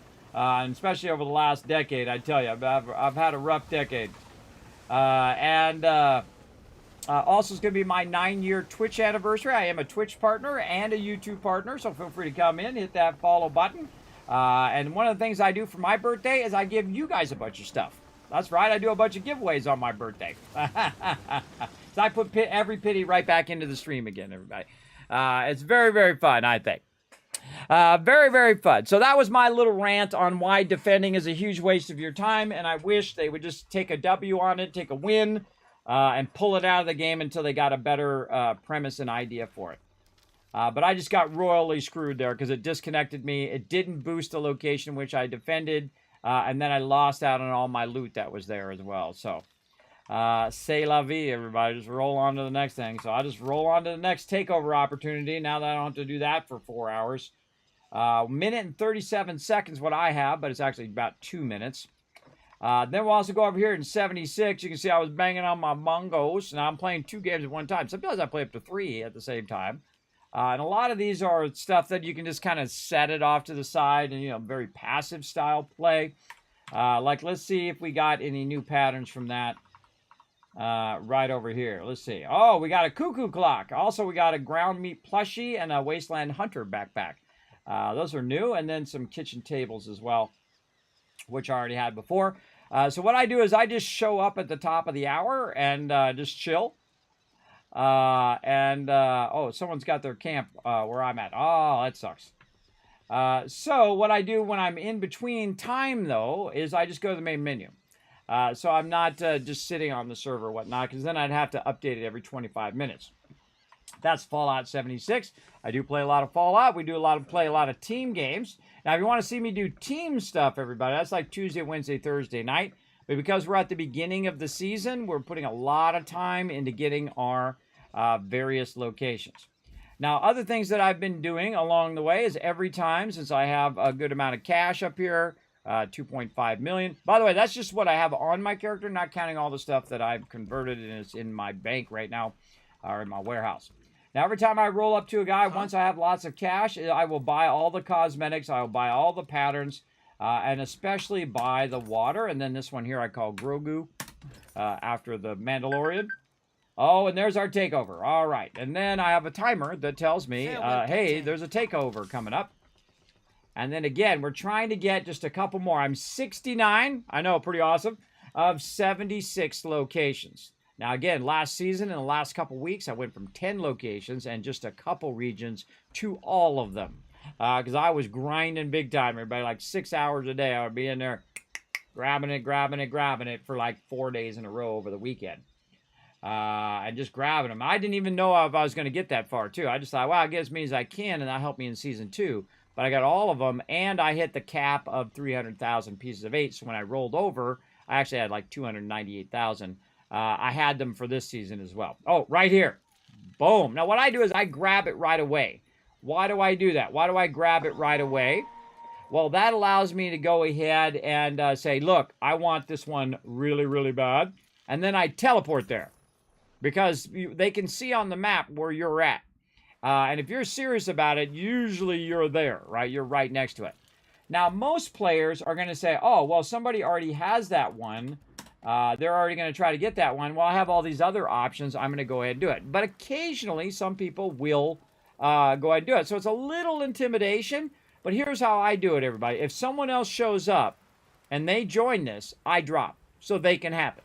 That's right. I can always get it later. No big deal. In fact, in my storage right now, because I've been also doing ones that I've already gotten, if you go in and do ones you've already gotten, you're going to try to get these ones right here. Right here, you can see I have a helm lease and it's an open lease. That means I can go right now, put these on my ship, roll up to that location. It's going to have a special option in the menu now where you can say helm lease, boom, that location is yours. And you're like, well, Kismet, why don't you go use the 4 that you have right now? Well, the reason why I don't use the 4 I have, and I have another one coming up in the main event as well. So that's 5 of them I have, and I need 7 left, so I need 2 more. Now, this one is one of the ones that I need. So if I get this one, then that means I need 1 more.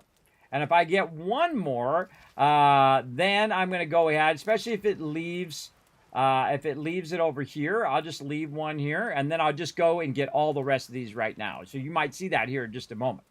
Now, here's a great little trick, by the way, is you can go and do a, not a hostile takeover, but or actually you can do hostile takeover too, because it starts earlier than these do. This has still got 4 minutes left, and this has got 17 seconds. You can do a hostile takeover solo and then go do PvP, or do a hostile takeover and then go and do a legendary heist. So you can do both of those. Now, if it's way down here, sometimes I'll do it, but man, that is a long slog to get that sucker all the way back up here to the top. I prefer if it's going across here. That's when I'll get involved.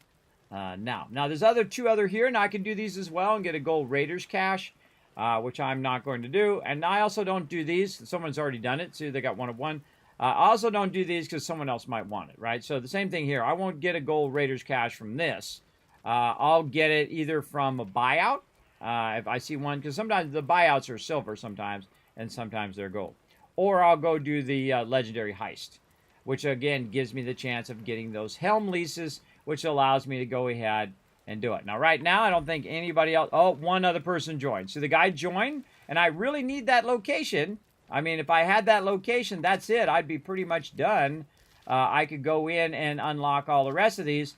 But I'm the type of guy, I'm a pirate, but I'm not an a-hole pirate. So I will actually quit. And that guy's going to get that for free. He's not going to have to PvP anybody. He just goes, he gets it, GG's, all good. And I'll just drop. It's okay. I'll have another chance, hopefully, in the future to get it. Or I'll get a different one, and then I'll be fine. As well. But I need to get 2 more locations or get another helm lease. And so if I get another helm lease, well, then I only need 1 more location, right? And then also I can go down here. If I see 2 people doing the legendary heist, then I'll go do the legendary heist. But if it's just going to be me and I got to slog all the way up like this, well, then maybe we're better off going and doing a fort or something like that. So we'll check that next. We'll check that right now. Hey, Suri, set a timer for 25 minutes and 40 seconds called Takeover. And you can see I have timers for my snuff, for my gin, and for that takeover for about 25 minutes. So now I got 25 minutes to do something else. And so that's what I'll do. Now, again, every time I roll up to a vendor, I'll go to these vendors and I'll see what they got. What you got, guy? All right, he's got some water. Okay, we'll take all of that. He's got cannonballs. We'll take all of his cannonballs. Looks good. And then we're out of there. And be safe. And then we'll roll up here and see if we can find anybody else. Now, you want to look for the smoke in there. So I kind of look left, look right. Kind of hard to see here in these caves. But I'll just kind of wander around looking for the smoke. There it is. From the campfire. Gives you a little indication in here. Now, there's an overseas smuggler in here. It's actually way easier to do it at your main locations. But these guys are over here trying to do a buyout or something. I don't know what they're doing. But I'm going to get these supply deals, and then I'm going to track this one. And see if this guy is my supply deal. No, he isn't, because it doesn't say supply deal there. Smooth as a baby's So what I'll do is I'll get that, and then I'll pop over here to the supply deal.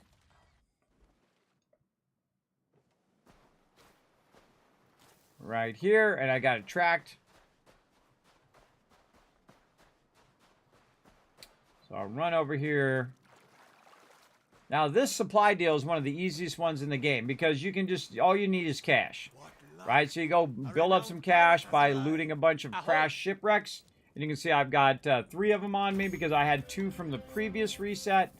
And then I have this one I can turn in. So basically I just turned in 4 of those, one after another. So that's 144 times 2, basically 288. Now, in the beginning, I will do the roving ones, but the roving ones kind of suck because sometimes people go out and kill the vendor and you're waiting around for like 15, 20 minutes for the vendor to respawn. It gives them a bonus of 25% extra. But again, I'm a pirate, but I'm not an a-hole pirate, everybody. I don't go out and kill the vendor. The second I realized that other people have to wait for the vendor to spawn, then I was like, nope, I'm out. There's a good Grand Fort one we did earlier. We had 4 different quests for the Grand Fort earlier. Very nice. All right, there we go. Now, we did a little bit of supply stuff there. We'll look in our journal. We'll see how we're doing. We got Fort de Luz, and Grand Fort. Now, I wait until I have at least 3, but I'll just keep waiting until I fill those all up, and then maybe I'll have 4 Fort de Luzes or 4 Grand Forts. I'd love to have 6 Grand Forts, which I haven't done. I've done 5 before. I've had 5 quests for the same location. And when you do that same location, guess what? You get credit for all 5. And that's awesome. That's basically quest stacking right there, which is very, very useful. All right, so didn't look like anybody did the legendary thing, because otherwise there'd be someone out there running around doing it right now. Someone's going to be doing that. Someone's doing this. And again, the other thing I can do is go out and do that. I can also check on my resources. I can go and do other events. I can take on like the monster. I can go in and do like the main season 2 events and whatnot. I can do a race and whatnot as well. But one of my favorite things to do while I'm waiting is to check all of my locations. Like right here, 173, 336. Now, if it gets to a certain point, like there's 405, right? So we'll go in and we'll see what level it needs, level 9. So I have a bunch of ships that I've made of various different levels, level 8, level 9, level 10. Remember, this is a ship game, everybody. Your ship is your primary thing that you're doing. Your character, you can do your character and get them cosmetics and whatnot. But it's not like you're out there playing Sea of Thieves and you're swashbuckling and all that, right? You don't want this game to be Sea of Thieves anyway, because you already got Sea of Thieves. There's no reason to have 2 Sea of Thieves. Sea of Thieves is a fantastic game. I suggest you go play that one as well. But I play both games. Why? Because there's no limit. I don't have to hate another game because I like another game, right? I feel like that's a huge waste of time, for sure. How do you keep your silver up? By constantly doing the supply runs. You saw I just did 4 supply deals, and then also doing forts. So I stacked them on the forts though. So the 2 easiest forts, Fort de Luz being the easiest, and then the second one is Grand Fort, especially when you're doing it solo. If you missed me doing it earlier, where I had 4 different quests. Now, because I also have invested my pieces of 8 into my upgrades on my helm table. Instead of getting 500 at the Grand Fort, I'm getting 610 per quest. And you're like, well, that's just 100 extra, Kismet. Yeah, times 4. So that's 400 extra. And then all I had to do was plunder it 1 time, and I basically got 2,400 resources. 2,400 resources basically halves down to about 1,200. And if we take 1,200 resources and we times it times 250, basically it's this. Hey, Suri, what's 1,200 times 250?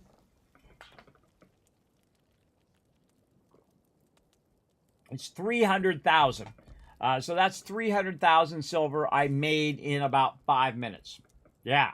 But then again, I had to wait. So every 2 hours, the quests reset, right? So that could be 2 resets or 3 resets. And so I don't bother to do that until I have enough that's worthy of my time to go and do it. But those are the only 2 I do now.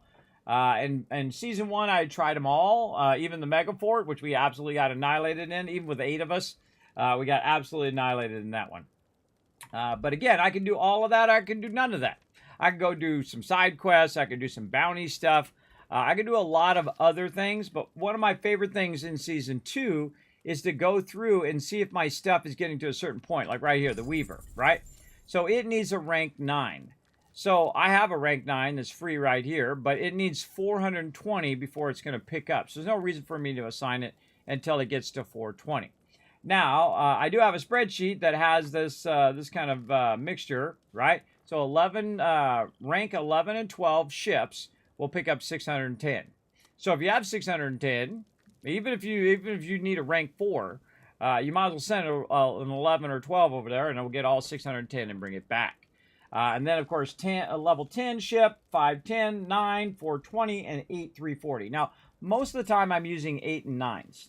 And the reason why I'm doing that is most of my locations, I can very easily send an 8 or 9 over there, and it will be low risk. Like if it's high risk, your ship could get damaged, and then you have to repair your ship, and then it can go back to working. But usually I use 8 and 9, so it's either 340 or 420. So when I'm rolling over it, let me get back over here. When I'm rolling over the locations, like this, I'm looking to see if it says right there, 377. Okay, is it? Oh, that's a 10. Okay, so I need at least a 10, which is 510. So I have to wait until it gets about 510, and then I'll put it on there. Now, I can just go manually pick it up as well, which is what I did at the end of last season. I spent 2 to 3 hours every time I swiped through there to pick it up. At one point, I was making about 5,000, almost there again, 5,000 per hour. And then I would go and I would spend 2 hours or 3 hours picking it all up and then bringing it back. It was very tedious for sure. So they added a fleet system where you can have more ships and then you can set loose those ships to pick stuff up. There's nothing even I can pick up right now. So I already did it earlier. Okay, this is a level 9. And so if I had a level 9, it could pick up 420. So I might as well wait until it's 420. But I already did this here a bit ago where I went in and sent these to go pick up all the stuff that I could. And that's why I have about 8,000. Now, earlier off stream, I spent about 50,000 pieces of 8, basically upgrading some of my things up. There's 635 right there. Look at that. Now, this one requires a level 11. Now, level 11 will also pick up 610, and so will level 12. Now, which one should I use? Well, use the level 11, because this way, if I need a level 12, I'll have it. So, bam, right there, in 20 minutes, I'm going to have 610 pieces of 8 that I did not need to pick up. That's the coolest part. If you go offline, guess what? It runs while you're offline. So that 20 minutes will keep going, and then when you come back online, then 610 will be there. You go have a sandwich or take a nap or whatever you want to do, and you're good. Now, again, some of these are deceiving because they are max level, like right here, Fort Olson.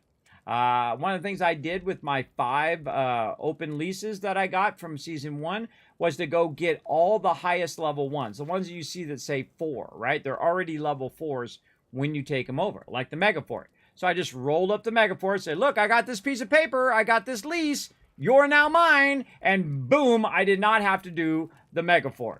And then I went around and did all the other level 4s, which are mostly the forts.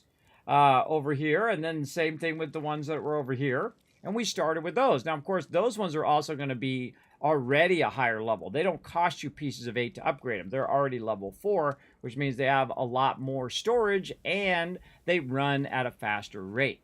Then I went in and I invested a whole lot of pieces of 8 to get it up to level 10. And level 10s are awesome because level 10s will run for 2 days, everybody. They'll run for actually over 2 days. It's producing at 113 per hour because, again, I've done a bunch of upgrades in my table. And, again, I just need a few more. And, of course, that would have been awesome to get that one right there. And that would have been one away. But, again, if someone else wants it, I don't mind. Say, yo, bro, I got you back. Go ahead and get it. It's not being able. It's just part of the game called PvP. True. But I think killing the vendor is a bad thing because I've had people run up ahead of me. Like I'm going to the vendor. I'm not shooting the vendor. I'm just going there to, trade my things in and come back. And I've had people, rush up behind me, shoot up ahead of me to hit the vendor, and just be like a griefer, everybody. I mean, just wait till I trade and you can do it. And you're like, oh, well, he thought you were going to shoot it. If I'm not shooting it, you got no excuse. You got no excuse. I'm literally sitting right next to it. I'm not shooting it. I'm just rolling up next to it, and I'm trying to do my quest. If you hit it, it's going to cause it to move, which makes it where people can't do it. And then if they have to sit there for 20 minutes to do the roving thing, it really sucks, everybody. But there's a great trick. If you're out there and somebody does that, here's what you do. Flip servers. You just log out and then jump back in again. It'll flip you onto another server. There's your vendor. Talk to the vendor. Get your stuff. Run back. Kill them if you want to. It's your word. You play it however you want. And whatnot. Now, I'm not a big fan of this type of PvP. I think better PvP would be groups on groups, right? Groups attacking groups. That would be way more fun. Defending your location from other teams, right? That would be more fun than 100 ships coming in at you all at the same time. And then you can't even fire your weapons fast enough to kill them all. It's kind of dumb. It's kind of dumb, and it's a waste of time, I think, from the player's perspective. I mean, it's like a potentially a good idea, but it's just not well implemented. They're too close. They roll up. They start to shoot it straight away. They don't even aggro on you. They just ignore you and just start shooting the base. And again, it just feels unfair. And if it feels unfair, that means they didn't play it. They didn't play the actual content and say, oh, okay, this probably wouldn't be fun. Here's another one right here. See this one? It has 492, and I can just put a level 9, even though it requires only a level 8. I'm going to put a 9 on there, and bam, it's going to go get 420 and bring that back to me in about 15 minutes, which is awesome. Now, while I'm busy doing takeovers or running and crafting stuff or, just sailing around because I feel like sailing or collecting resources and whatnot, or building ships, you can also be doing that. Or building cannons and building furniture. And there's like 100 things you could be doing that, that absorbs a lot of your time while you're playing. And I don't need that one more thing that is more of a time waster than actually contributing to the progression of my stuff. And I feel like boosting your locations is a complete waste of your time. Like if you look at this location here, it says deliver 120 juniper berries. It used to be 240, by the way, where you do 240 juniper berries. Now, 240 juniper berries is going to go down to 120. Now, 120, let's ask Suri again. Hey, Suri, what's 120 times 250? 120 times 250 is 30,000. So you're basically giving that location 30,000 silver so it can run for about 20 minutes.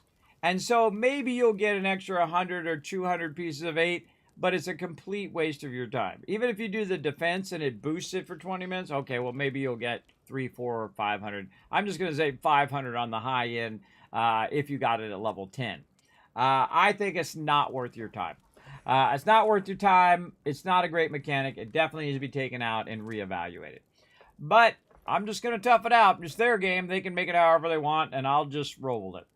And I just started doing what I call calculated losses. I'll get as many locations as I can, and if the defense thing comes up, I'll just let it die for 5 hours, 10 hours, 14 hours, and then just take the loss, because I don't like doing the defending thing. I think it's dumb.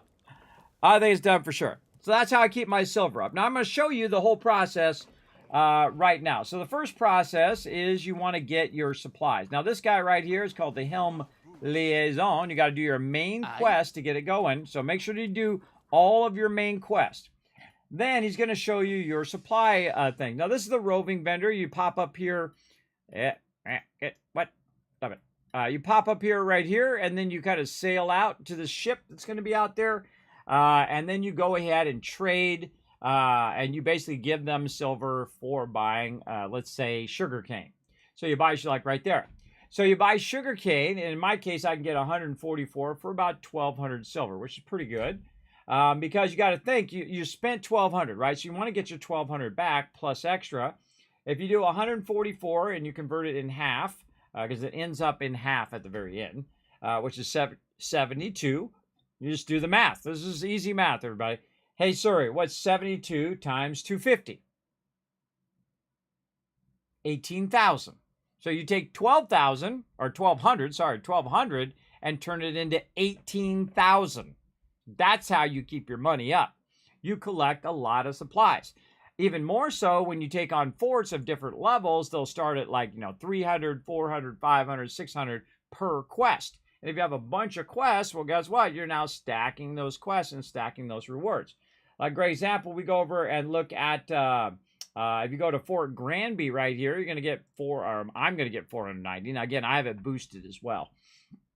I'm going to get 490 poppies. Let's just call it 500. Hey, Suri, what's 250 times 250? Could we take half? Hey, Suri, there we go. That's 62,000 silver, everybody. And they also reduced the silver cost at each location, though it doesn't produce as many pieces of 8 as it used to. Just keep that in mind, everybody. They did bring that down. I've noticed that heavily, that they brought that down. I suggest the two that you want to do, Fort Deleu, as I like to call it, is just off of right here, Fort Deleuze. This one is super awesome. You get torsion springs and pistols and military relics and whatnot that you can use for crafting, or you can sell them and make some more silver that way. But that one's super easy. You just go in there, take out the defenses, wipe out the ships. They're going to be like level 10. You want to get your ship to level 12, and that's the easy mode in this game. And then that's it. You're good. GG's. You all good. How much time we got left? 8 minutes. But again, so we'll go ahead and say we collect the sugarcane, right? So we go and do the supply quest like I just did. The supply deals, which is at a certain location. You don't have to take your ship out with the supply deals. Then we'll go ahead and pop into our helm office. Like so. Oh, ad just came up. Hold on. We'll wait for the ads. We'll wait for the ads to finish. Actually, good time to take a break real quick. We got to come back and run our distillery as well. Yes. Okay, that's a perfect time to take a quick break. All right, while we're waiting for those ads to run, I'm going to take a quick break, and I shall be right back, and then we'll talk all about how to distill all of your resources and make an infinite amount of money. That's right, an infinite amount. I'll be right back.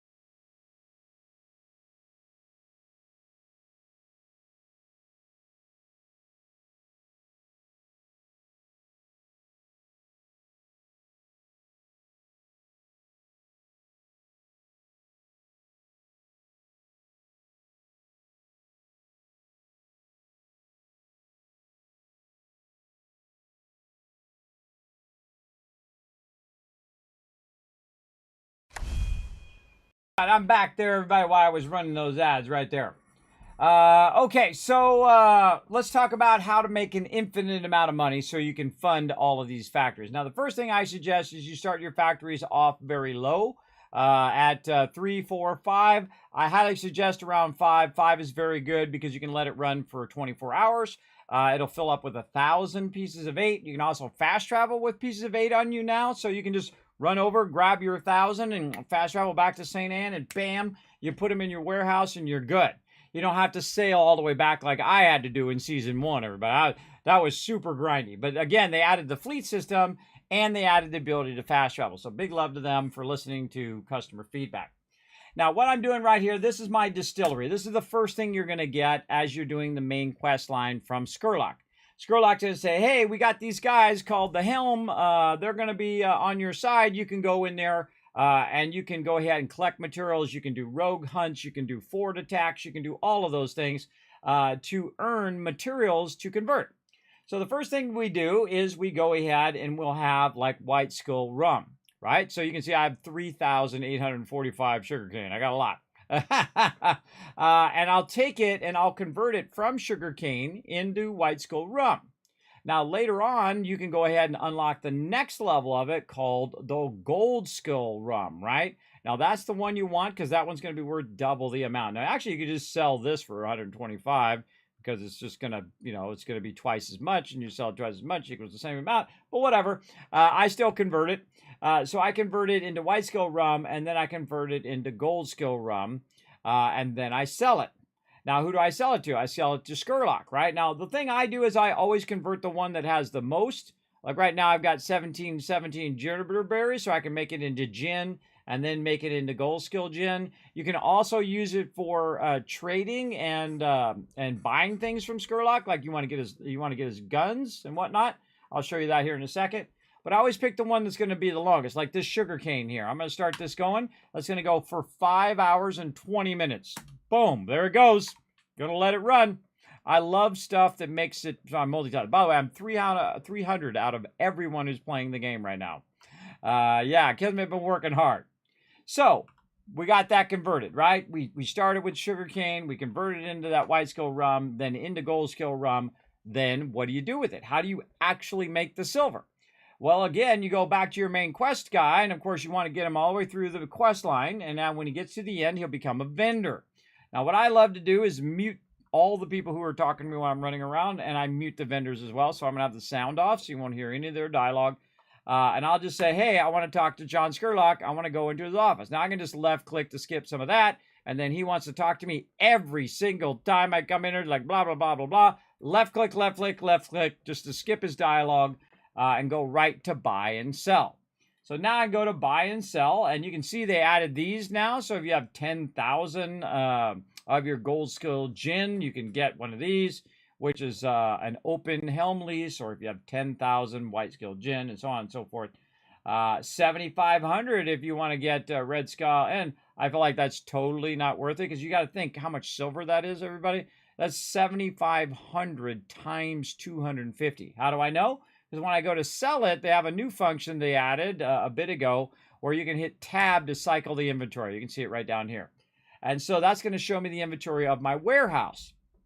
Now, when you're creating the gin and things of that nature, those are commodities. So we're going to choose commodities, and then we're going to choose the most valuable commodity in here. Now, you can see that I have 3,441 already converted from before. And if I go to that and I hit F, look at that, that's 860,000 silver. And that's just because I went and got a bunch of sugarcane. I raided a bunch of forts. Sometimes when I'm doing quests, I'll get them as well because I've unlocked that in my upgrade tables, which I'll show you here in a minute. And then, so now, watch this, everybody, watch. So I got 2.5 million. I'm going to go ahead, boom. Now I got 3.4. Oh, TM in the chat. Now I've got 3.4 million again, by the way. I've probably made, I don't know, 6, 8, 10 million so far in Season 2. I don't know, a lot, everybody, a lot. And then the same thing here with my rum. Boom, another 665,000. By the way, they didn't make it where it doesn't do 99999 up the top anymore. You can actually see it beyond it. Oh, we got a takeover coming up. So again, see, I got the timer, so I have the power of time. I don't have to think about it. It'll come up and warn me. Now I got to get out of his dialogue, blah, blah, blah, blah, blah. So I always leave myself a few extra seconds in case I'm in the middle of doing something. And there we go. Empire opportunities. All right, what do I need? Already got that one.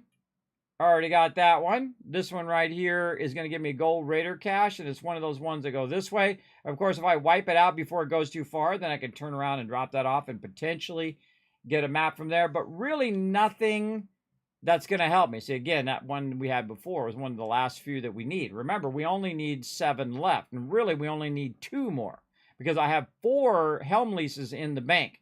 Now, why am I not using them? The reason why I'm not using them is because I want to get the other 2 first. Then I know which ones I've gotten, because it gives me more options to potentially get one that is open. And if I go do 4 of them now, then I only have certain ones, and it'll have to be those ones. But if I leave the ones now, I have 7 different options that it could potentially be. And I only got to get 2 more, then I could use those 4. And you're like, well, Kismet, wait a minute, you need 1 more. Yeah, the 1 more is actually part of the season. It's part of the smuggler pass right over here. And you can see I'm doing that one right now, the quartermaster. I'm 9 of 30. And I have to get all the way up to the top, which kind of sucks. So the other 2, you can get them at a lower level. The red isle, I already got all of those as well. I'll move myself way over here, make it easier. You can see in the gunner master, I already got the one from the gunner master right here, which is the red isle, and I've already used it. And then the ship master, same thing. By the way, you notice I stopped right there at 25 where the shipmaster is. I'll come back and get all the rest of these later. But I got it there. I also got one as part of the bonus rewards right here. You can see I got another open helm lease there, and also the new ship, the brig bundle. We'll get into fooling around with that ship later. And the next one I want is to do this, because if I get all 76 and then I get this, it doesn't really help me, does it? I mean, maybe it'll carry over into season 3, but I got 89 days until season 3 is over. So there. Now it's about to switch over, by the way, in your challenge. You see it says 0 days remaining. Whatever time it's going to be for you in about an hour, that's the reset time in Skull and Bones. For me, it's 10 p.m. Eastern Standard Time. So it is going to reset. Now on Tuesday around 10 o'clock, they're bringing an unusual patch time. They're going to come in and try to fix up some of the defense stuff some more. So you're not constantly having to defend all the time. They should just take it out, everybody. Just take an L on it for right now. Say, you know what, everybody, we're going to take it out. We're going to give everybody, 5,000 pieces of 8 for your wasted time. Or maybe some bonus, premium pass things or cosmetic or something. I don't know. It doesn't matter what it is. Just say, you know what, we're going to reevaluate it. We're going to come back with a better idea. Maybe a team thing where you take each other on or whatnot. I don't know. Something way better than this. Because it's lame. But there we go. And of course you can see, again, I'm unlocking a bunch of rewards down here as well. Now, all the other rewards here, like, the furniture thing, the mechanist thing here. When I look at this, by the way, it should tell me the details like it does once you've made it and not this little synopsis, because that sucks. Because you don't really know if you want to get it, and then you get it and you're like, oh, okay, well, it's a repair station, but it's not really what I wanted. This right here helps you with your repair buoys. I already know because I looked it up. But it doesn't tell you right there. It should tell you right there. And again, we got other bonus rewards that we can get, depending on how many of these things we get done, including our cool little crab friend. And then, of course, Conqueror, which I'm definitely putting that on my primary ship. And I'll get all 90 of them eventually. But right now, you can see I've got 4. I'm already 9 in, so I can go ahead and just unlock a whole bunch of tiles there. And there we go. I got some sugarcane there, too. Now, some of these have a little crown on it. These ones with a little crown, you got to have a premium pass. So on top of already buying the game, you also have to pay for the premium pass on top of that to get these extra items. A lot of games have that, that in-game funding to keep the game going, and that's what they're there for. Another major furniture there, the buoy locker, and other interesting things. But I just want all the factories. That's all I want. I broke 200 again. So out of everybody who's playing this game right now, thousands of people, I'm number 299. Not only just for the week, but in general in Season 2. And that's because I've really been working at it. Because what I want to do is get it to a point where I can just set it and forget it. I will get all of these to 10. I will then just come in and just work on my supplies all the time, getting up supplies. And it really is how much time you invest. If you invest a lot of time in, and every 2 hours you're doing supplies, because that's when they reset. They reset at 12 midnight, then 2 o'clock, 4 o'clock on the even hours as they go around. They'll reset. And then so you come in at 12 and you're like, okay, boom, I'll do all my supply quests. I've got some forts I can do. Maybe I'll save them for the next one. And then at 2 a.m., you come in and say, okay, now I got Fort Deleuze. I'll go do Fort Deleuze, and I'm going to have several thousand resources that I can convert. Then you convert all that stuff, and then you, like me, you're starting to get hundreds of thousands, 500,000, million, 2 million, 10 million, 50 million, everybody. Yeah, it starts compounding very, very quickly. And my time is my most valuable asset. Anybody doing this? Nobody's doing it. Yeah, I'm not going to bother. So again, I'll just keep waiting. Every half hour, I have another chance. Okay, now, what do you do with all the other stuff? Well, let's go over here. Nope, that's the wrong one. That's very close to where I wanted to go. Actually, I just wanted to scroll the thing. There we go. Sometimes what I'm doing is I'm holding it down and I'm moving it, and it thinks I want to teleport there. It happens. Okay, so I'm going to go to my helm office by holding down C here at Telok. This is the higher end area. Again, get all your questing done with both Skurlock and with Rama. Then, now you've got 2 areas to convert. You've got your area, this is your distillery, which is doing your rum and your gin. And then over here, your laboratory is allowing you to do more. Oh, it already finished too. It's allowing you to do your snuff and allowing you to do your opium. And again, you start with your poppies, you convert those into Blue Lotus opium, and then you convert those into Black Lotus opium. And you can see that I have 1679 black snuff. And again, each one of those is going to be cut in half down to 839. Now again, when you do these, everybody, they're 1-to-1. So if you do Black Lotus opium and do 962, well, that's 1-to-1. It's going to be worth about 125. And you can just sell those. It'd be worth the same. Because you know what happens? Is it cuts it in half, and then it doubles the value. So it's really the same. So if you wanted to save yourself some time, you could. But these are also used for buying other things. So it's a good habit to get into, I think. And just keep them converting all the time. So again, I always choose the thing that's going to take the longest, unless I need cash. If I need cash, then I convert the thing that I can sell to the vendor. So we're going to let that run. And then that's going to go for 2 hours and 19 minutes. And normally I would set a timer and all that stuff for that. But again, for tonight's stream, we're just going to be doing some skull and bones. And then we're going to rest up, and because my whole day got messed up because my TV guy did it. So there we go. There you go. But you have to actually work at it. Now, because I have lots of cash, you see me just jumping around from one location to another. Because I have basically an infinite amount of silver, now that I have that momentum going. It's all about building that momentum, right? You're building massive, massive momentum toward it. Plus, I'm playing a lot. So the fact that I'm playing so many hours is also giving me an advantage, right? Because every 2 hours, I can get more resources. Another 2 hours, I get more and more. And even if you logged on, did your supply quest for about 5 minutes, and then logged off, that would have a huge advantage over time, right? So you did every 2 hours or so. Or maybe if you don't have that much time to play, you play for a couple hours, you do other stuff, like attacking forts, or you're doing takeovers like I'm doing. And then you come back and you're like, okay, I'm ready to rock and roll. Let's go ahead and convert a bunch of this, get it going. Okay, now I made, 100,000. I can take that 100,000 and invest it in making pieces of 8. Now, pieces of 8 are used for, I forgot to go to the lady too. Hold up. Let's walk to the lady while we're talking. And pieces of 8 are used for buying better things, right? Buying better armor and weapons and things like that, and really leveling up your ship.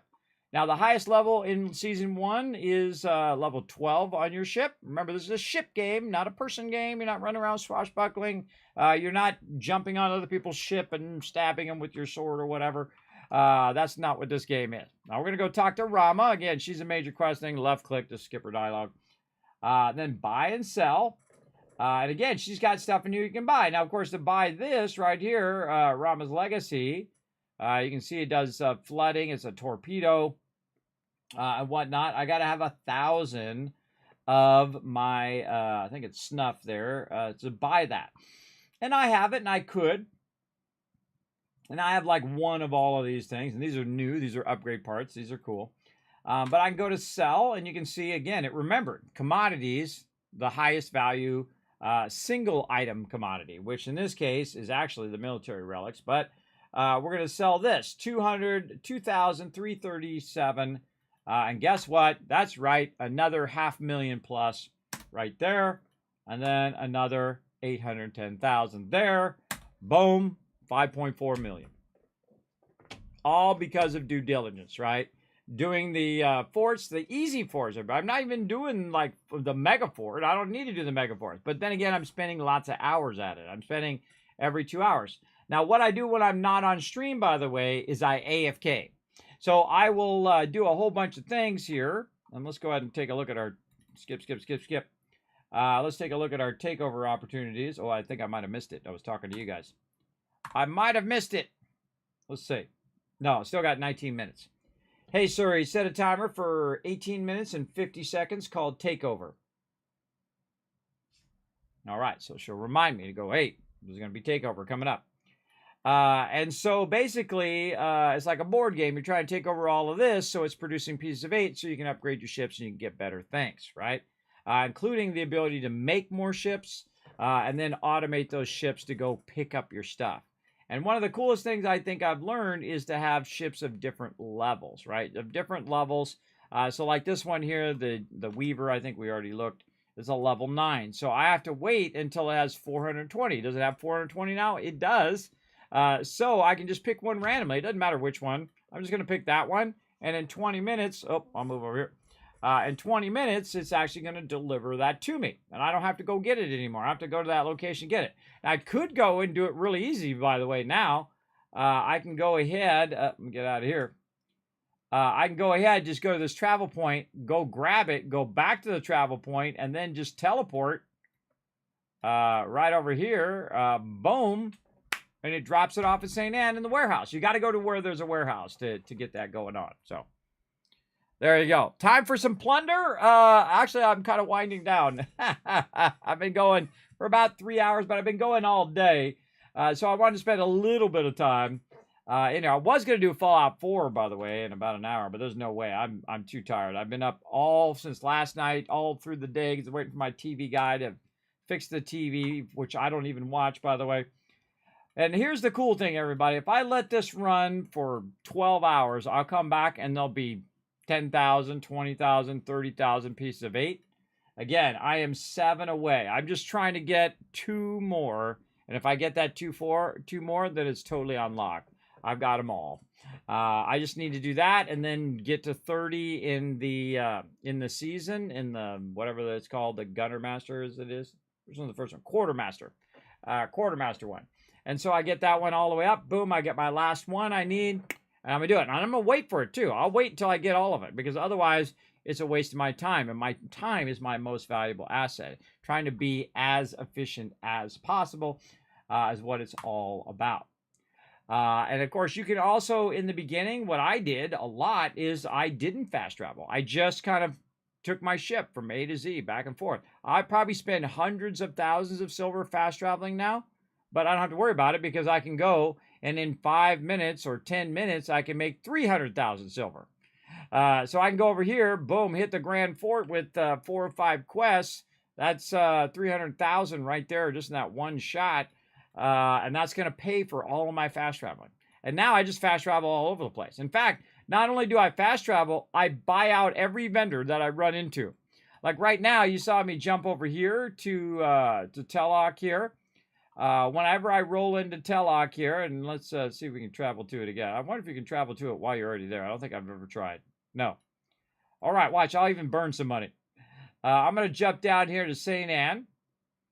And every time I go to St. Anne, once you get a little bit of cash backlog, I'll buy water. Now, I'm at the stage, and you don't want to do this early game, everybody, but when you have millions like me, you can just roll up here and buy all the other stuff, too. Like this. When I roll up now, I'm buying cannonballs, all of them. I go and look for the rockets. I buy all the rockets. I buy all the water. If there's something else that she's got, I buy all that. I already bought all the recipes, so I don't need to worry about that. Now, every single location, every single vendor I go to, I buy all that stuff. Why do I do that? So it's backlogged. It's backlogged in my cargo over here. So if I need some water, I usually was hurting for water where I'd have like, 5, 10, 20 waters on me. And now, if I can find it in here, it's actually under provisions. I go in here and I look, I have 303 waters in there. Yeah, I got a lot. Let's go ahead and take a look at rockets. How many rockets I have? 11,000 rockets, everybody. 11,000. How many cannonballs do I have? Well, those I use a lot of. Right now, about 3,000 of them. But again, I just keep buying them while I'm at it and whatnot. You can see I have hundreds of this and hundreds of that. Tons and tons of stuff.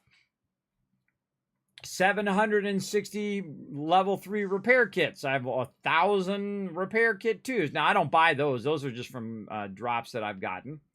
But I'll just keep stacking them and stacking them and stacking them, right? And then you burn those up when you need them as well. I have 17,000 mortars in there as well. Let's do some, while we're waiting, we got 13 minutes for our next takeover. We're going to track this treasure map, and then we're going to go ahead and look at it. Oh, it's the double pillars, everybody. The double pillars are pretty easy. I'm actually starting to learn these by heart now. Is actually Necropolis over here. So we're going to go in there. How did I know? Because the picture up there matches the picture on your treasure map. That's how you know it has the 2 pillars in there. Now, it's going to show you, hey, you need the cap and the sword. So the first thing I suggest you do is you check the beach, right? So you check these little corners like this. Maybe grab some water back here. If you had one that said, hey, get the turtle, there's the turtle there, but we don't have that one. I just kind of wander around in the corners until I see it light up in orange. Now, see this guy? Let's go talk to this guy. What's he got? Oh, he's got some sheet glass. Let's get it. Let's get all of this. Let's get this too. He's got cannonballs. Let's get those. What else he got? He got some water. Let's get that. And again, now every time I roll up, I do that. This is why I have those resources for making ships. I have those resources for doing buyouts, which I can buy out a manufacturing location. Just get it. Just get it right away. Which you'll see me do if it gives it to me as well. And there's the Helm Liaison guy. But this is not where my treasure is, so we'll go ahead and go this way. We'll wander back down to the beach. Now, usually there's 2 at the beach. This is actually a separate camp than the beach camp. There's one at the beach, and then there's usually one up there. And a whole bunch of free loot just laying around. Highly recommend getting all that free loot in the beginning. You can just get it to get it, or you can sell it.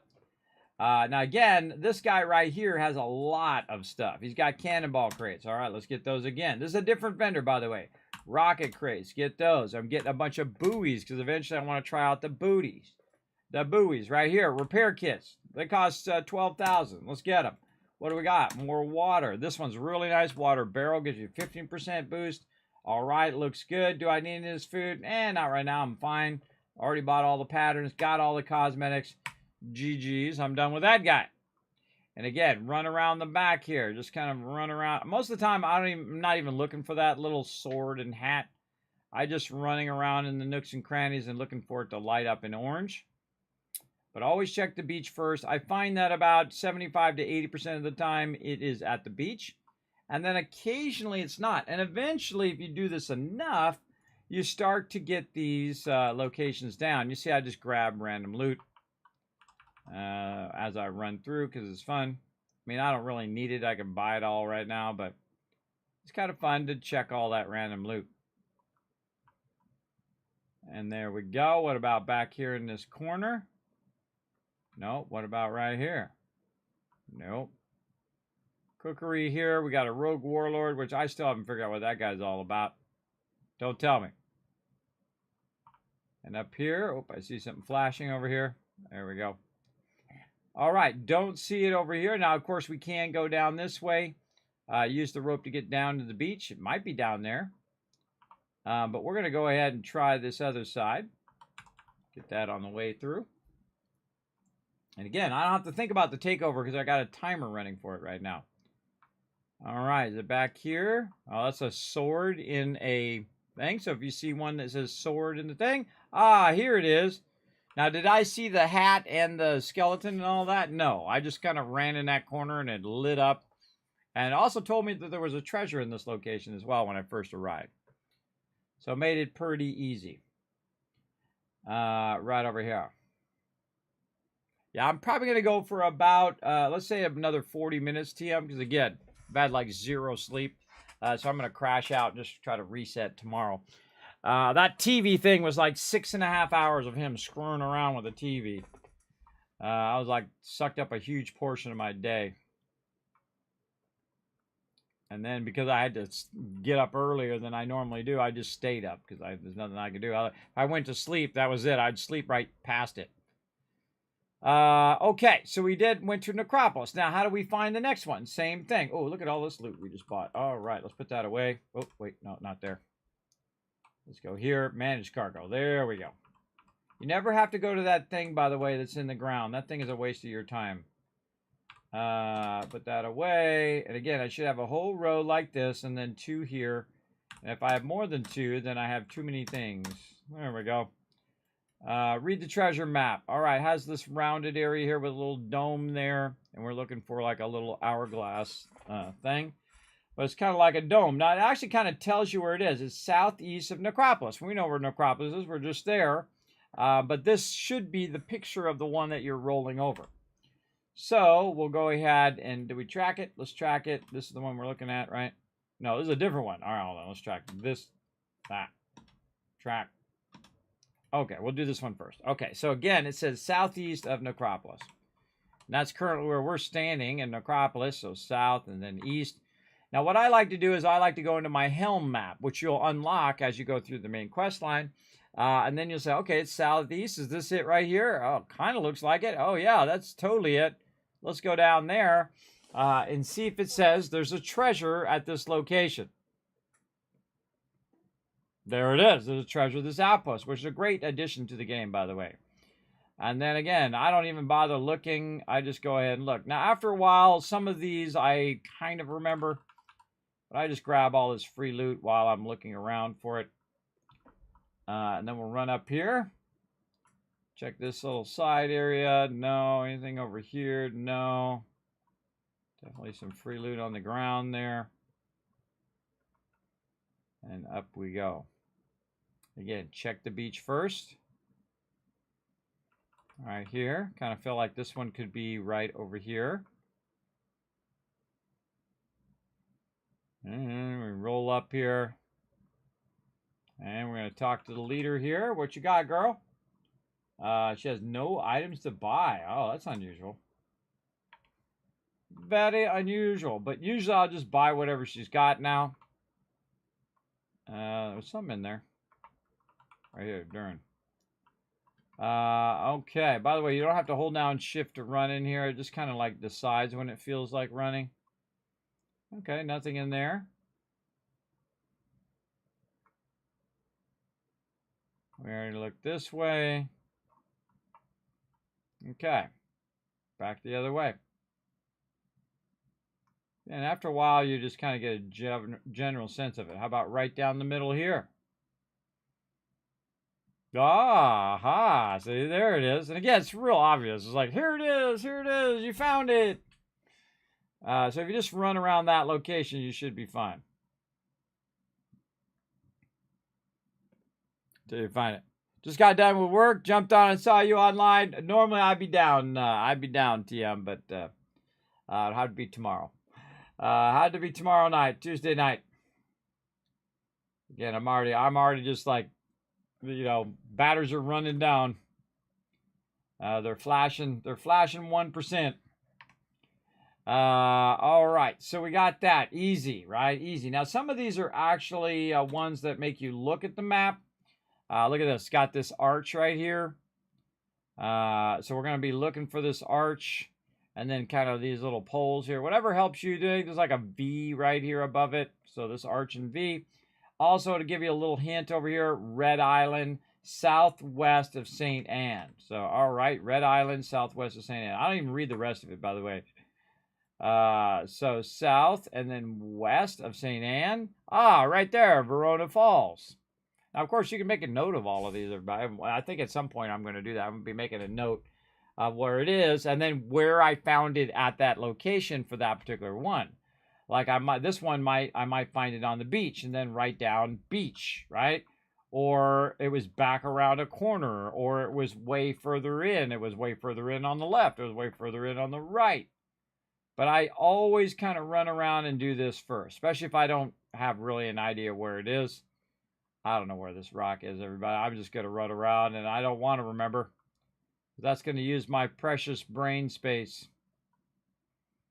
We'll run around. Definitely check the beach out first. You never know. A lot of little nooks and crannies in here for it to be as well.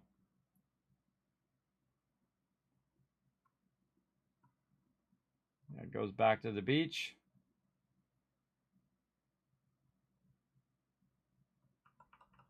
Re-water there. What about back here? Ah, there it is. Tucked back there in the corner. I didn't know it was there. I was just running around. Running around until it shows up. Now, treasure maps are awesome, everybody. If you do legendary heists, you get a lot of treasure maps. Watch how much silver I get for it. Boom, there we go. 2,500 silver. I've seen up to 9,000 silver, and I would imagine the higher end ones give you even more. Some of these I haven't gotten, like the legendary level maps. I've never got those. Why? Because I just don't want to spend the time getting them. That's why. Only so much time in the day. Okay, so again, we just got a bunch of loot. Let's turn that in because we bought some of this. And we should end up with a single row and then our ammo. Okay, so that's done. Let's see, we're about to reset in about 30 minutes, so we'll get more quests. If I got a bunch of Fort de Luzes there, TM, I might do those. But there we go. All right, so now we have maybe time to take another quick break. How much time left? 2 minutes. All right, another 2 minutes, so we'll take another quick break here for me to get more water. And then I'll come right back. All right, here we go. Be right back.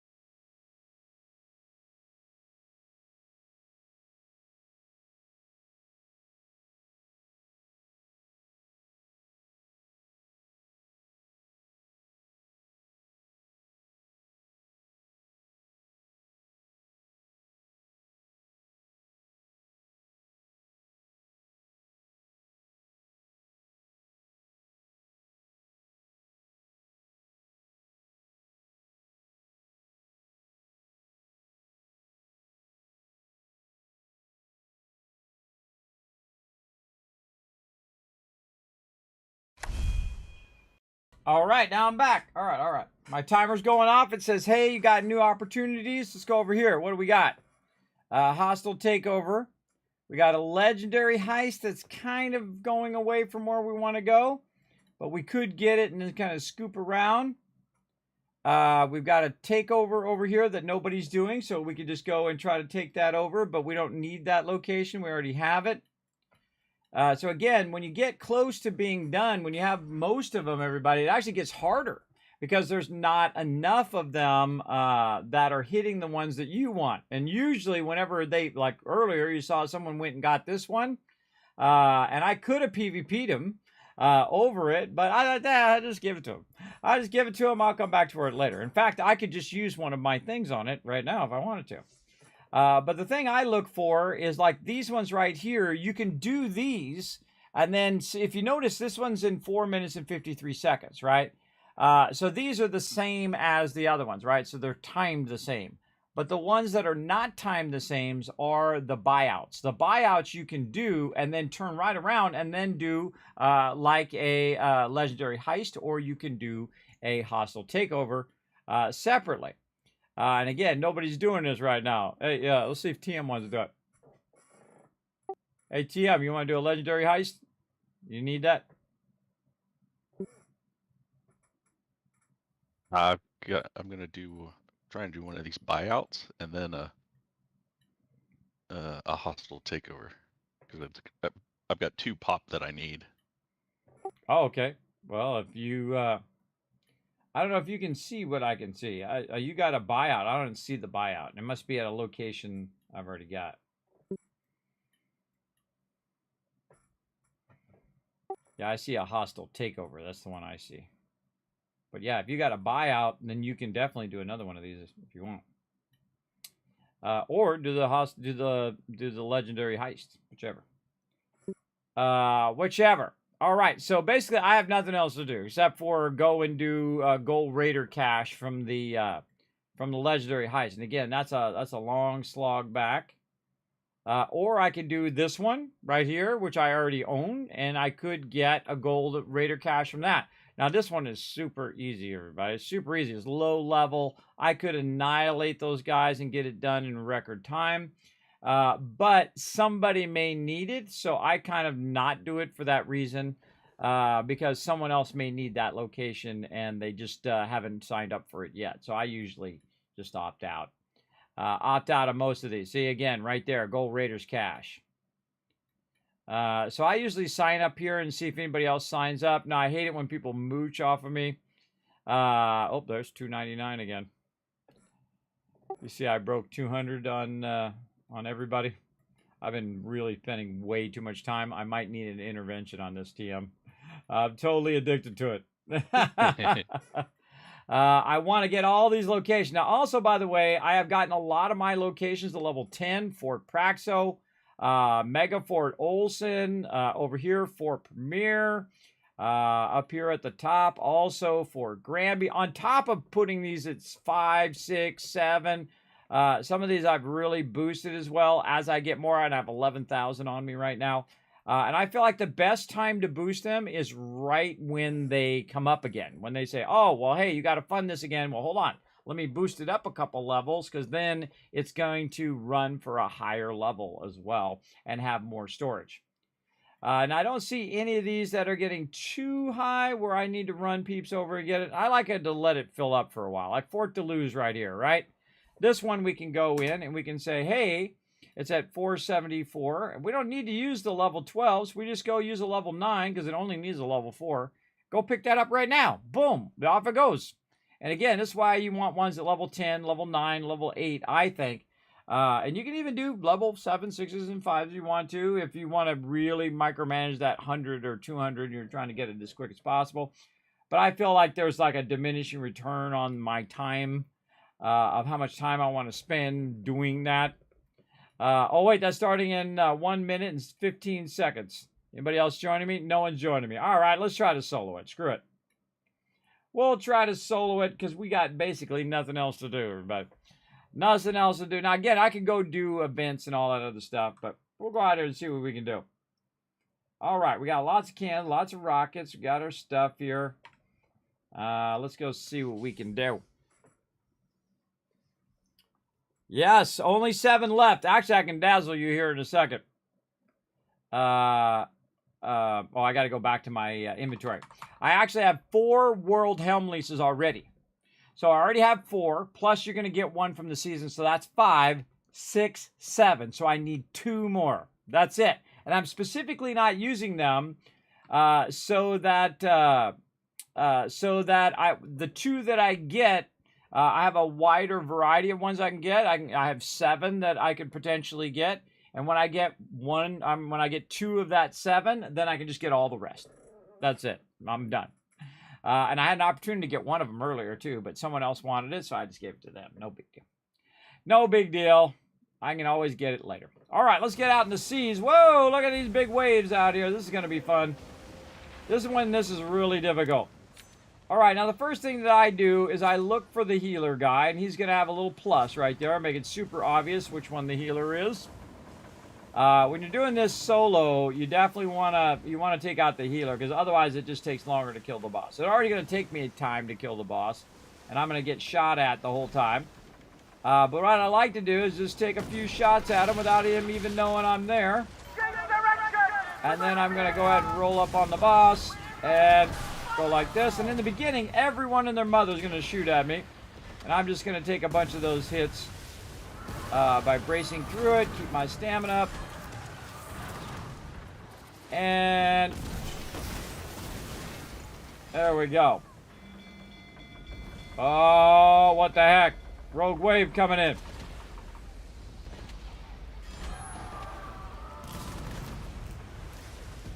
Messing me up. I'm out. Now, I could have just took that rogue wave, but I'm not going to. By the way, I did notice that the rogue wave actually does damage to the NPCs. You see that the healer guy took damage. Now, look, he's going to heal his friends. The problem with being the healer, everybody, is you can't heal yourself anymore. The Kismet rolling up on him. Gonna fire my muskets. Now also, the waves are kind of helping me right now because the waves are blocking their ability to hit me. And I got 8 minutes, everybody. I got a lot of time. I got a lot of time to take this guy out. There we go. And then I can't see squat, of course, because darn waves.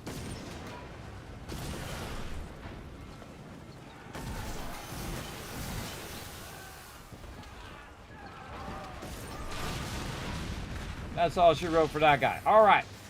Now, one of the things that I like to do is then tag the person I'm going after. If it lets me. Oh, my God. These waves are pushing me around. Tag him. All right, whatever. And then, Angry Spork has come and joined me. So I'm going to go ahead and turn around and go after it. Now, what's sometimes happens is people come out. Oh, look at that drop. They come out, they kill the mob so quickly that you don't get the loot. So make sure you get some hits in on the boss before they kill it, or you won't get the loot for the boss. I'll go ahead and use my boost. I'll go ahead and heal up. And again, he's about halfway now. And again, we'll try to find him in all of these things. All I gotta do is hit him like in the sails or something like that, and it'll be fine. I'll still get the drops. And these waves push my ship around like nobody's business, man. It's really annoying because my ship will come to a complete stop in these kind of waves. Now this guy came up and he's like, oh, I'm just gonna kill the main boss while this guy is shooting the other ones. Like, I don't know what I'm doing or something, because I was doing it by myself. So when you do it by yourself, take out the healer. See if I can throw down some rockets on him. And there we go. Now, because he did more damage to the main guy, but I did get my drops, including my treasure maps, he's now got the football. And so his job is to take the football and to run it in. Now it's 10,000 away. Another rogue wave. That's 2 rogue waves.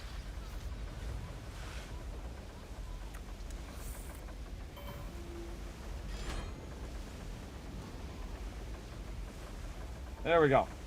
His job is to take that football and to run it in. Let's go, guy. All right. So I don't know where he's going. He's going the wrong way right now. He's going towards St. Anne when he needs to go up here. Hopefully he catches a clue. I'm going to go this way. Now, there's going to be a bunch of rogues on me as well. But I'm going to run out of here and see if this guy catches a clue. Now, he could be just being a jerk, by the way. There are people like that, sadly, in the game who will just take the thing and run off and just let it run down for 13 minutes. I've seen one guy just mooch, and the other guy who had the thing, even though I was helping him, went and just went in circles, and then he just died on purpose after, like, 20 minutes of sitting there and taking the thing out.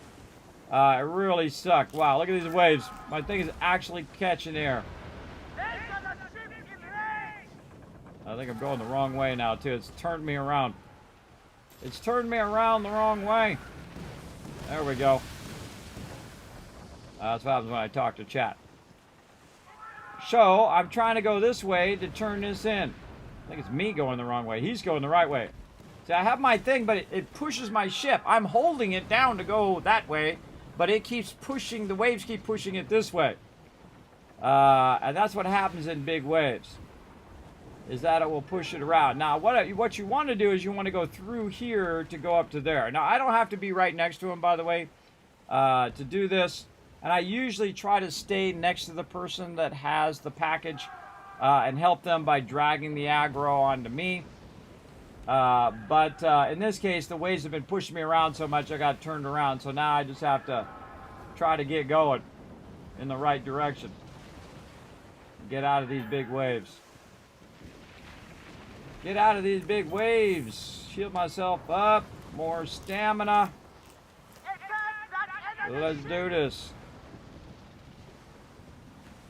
Whee.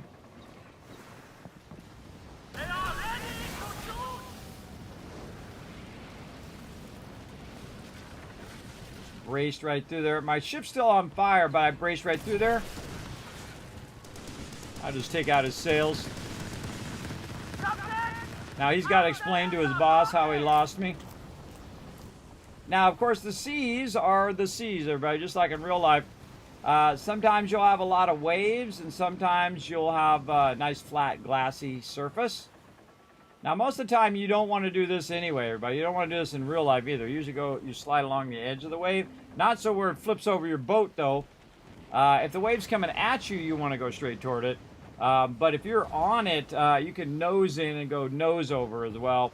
Where it'll dip under the water, and then the water will push it and then basically flip it over that way too. So watch out for that. Watch out for lightning as well. But this guy's going way faster than me. He'll run it in because he has a venture. Most people have a vested interest in getting it to the end, so they get the rewards. In their case, they're probably trying to get a location. For me, I'm just trying to get the gold chest. There we go. All right, we finally made our way out of there. And again, I'll use my boost. I'll hit my stamina. Ah, much better. And again, this guy's going to be... He's going to be there before I even get around the corner. But I am catching up to him, actually. A little bit. And you can see I have a bunch of rogues on me, and they'll just keep following you forever. Pretty much. And it's a long slog, everybody. Long, long slog. Now, here's the cool thing. If he gets there before to the end, I can just stop at any location. I don't have to go all the way over there after that. So, again, he'll run it in. We'll be good. So, again, I already have 4 open helm leases that I got from doing these legendary heists. Because, again, I'm not going to get a location from this legendary heist. I'm going to get a gold chest. And sometimes, so let's say 1 out of 25 times, or maybe even less. For me, I think it's about 1 out of 25. I'll get one of those helm leases in there. Plus, you get a bunch from the season. You get a bunch as bonus ones. If you, of course, did a lot of stuff in Season 1, you got them in Season 2. We got a lot of manufacturers. And again, I just try to catch up, but dude is like way ahead of me. And what I can do is just kind of go toward the lighthouse here, because if he makes it here, I can just go ahead and get off at the lighthouse. Or I can go to the Karst Lookout if he makes it there. So I can just kind of cruise through here. Now, even though that dude is way up there, they will still do rogues on me, because I'm part of the quest.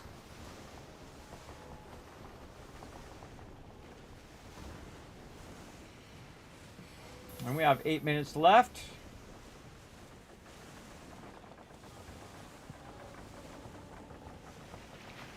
Now again, it'd be nice if he had it done right there. Yeah, he's going to be there in about 2 seconds. So what I can do is just kind of pull over. Cannot disembark while on heist. But I can just stop. Because I'm so far behind him now, I'm not going to catch him. And then I'll show you what happens when he rolls up in there. Now, if it was me who had it, everybody, if I had the item, then I would have went straight for the thing. And then I use my boost too. I use my food boost and I use my water boost over and over and over again to try to maximize my speed on my ship. My ship's a bit slower as well. So we'll just wait for him to finish the heist. He's almost there. He's about to log out. There we go. Heist complete. And now I'm going to get my gold chest. Again, normally I don't like to leave the main leader. I like to stay with him and drag all the aggro off him. But got a little turned around there. Normally I don't, but I've been, again, up all day. All right, what do we got? Little sugarcane from that mysterious chest, which we got off the boss itself. And then gold raider cash, since we already have this location. What do we get? Sadly nothing. But you do also get some pieces of 8, which is nice. And some silver. And a little tobacco leaves as well. In there. Now, again, remember, you can fast travel with pieces of 8 on you now. And we got a nice treasure map. So that's probably another 3,000 silver or so. And so now I can just fast travel up there. And because it's a location where I have my warehouse, my pieces of 8 will automatically go into the warehouse. So I'll have those as well. Like that. There we go. All right. And we have another reset coming up at the top of the hour here. So that's going to be, our snuff in another 21 minutes as well. Let's see, 11 minutes and 55 seconds, as well as our supply run's going to reset because it's been 2 hours. Hey, sir, he set a timer for 11 minutes and 30 seconds. Oh, I forgot to tell her it was for takeover. My bad. I can actually go back in and put a label on it. Takeover. I like to label them all because it's really useful. Sometimes I have like 20 of them going because I'll figure out when these are going to roll out exactly. So this one will be like 2 hours and 27 minutes. I'll set a timer. 2 hours and 27 minutes. I'll come back and refund it again. At some point, though, I'm going to get these all to 10. And then what I'm going to do is let them run out on purpose. Let them all run out and then fund them all at the same time, or as many as I can.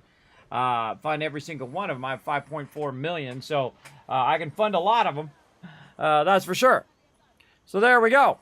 What's up? What's up? So yeah, if you look in my inventory over here and we scroll down, again, it's smarter if I save those helm leases until I get the next 2 first.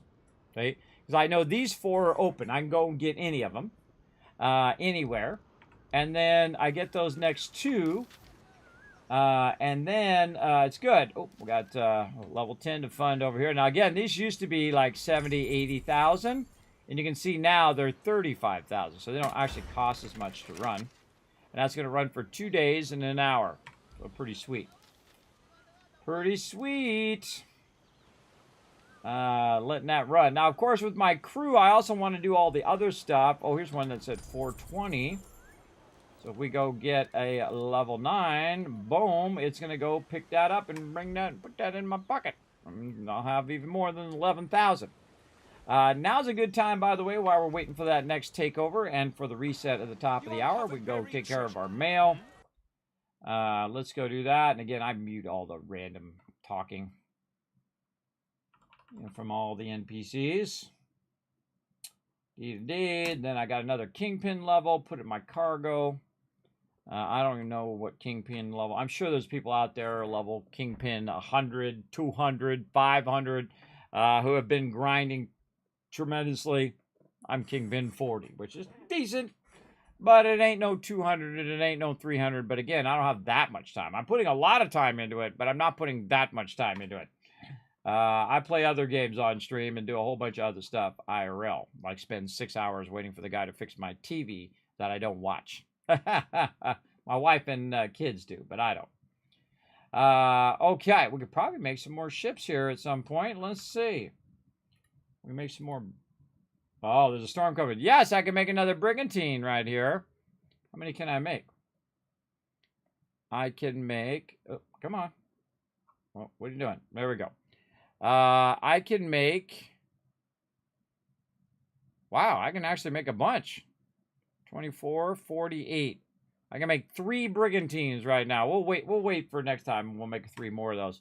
Like, I don't really even need them because I can just switch all mine around, and that's what I do. I just log in, do one whole side, coast to Africa for like 10, 15 minutes, and then all my ships get freed up again. Then I do all the Red Isle. 10 minutes later, most of them are freed up. Then I go over and I do the other one 10 minutes later. It's collected everything. So in like 30 minutes, you've collected all of your resources, which used to take you 2 to 3 hours to do that, by the way. Big time. Big time. And of course, I'll eventually get to the point where I have all 40 and I have them assigned to whatever, and then have some roving ones that can run around and grab the others. Okay. So we did all that. I think we're ready to spend some on our table. So let's go ahead and run to our table. Now, this is where I invested a lot of my pieces of 8 in the beginning. I had 300,000 basically that I rolled over, and I went straight to my upgrades. This one was already upgraded, and they just left it where you didn't have to fix it, which is awesome. Big love to them. So that was one you didn't have to do. Then I maxed out this one from level 1. I maxed out Empire and Smuggler Management, and then I went to Campagner. I maxed that one out. The other one I did right away is Vicious Taxes, which I maxed. Where is it? Oh, Dutch Merchant Company. I maxed that one as well. So this one's maxed. This one's maxed. Now, this stuff over here, I want to go ahead and max these out because these are different factions, and those different factions will give me a higher production rate. So let's just go to this one, 1,200, 2,000, 1,200. All right, let's start with 1,200s. And again, I'm just going to do it evenly across. I think I have 3 left. So 1,300 there. 1,800. This is Rampa. Now 2,200. All right, we'll do it until it gets to around 2,000. And again, this is making me more pieces of 8 now. Or until we run out of pieces of 8.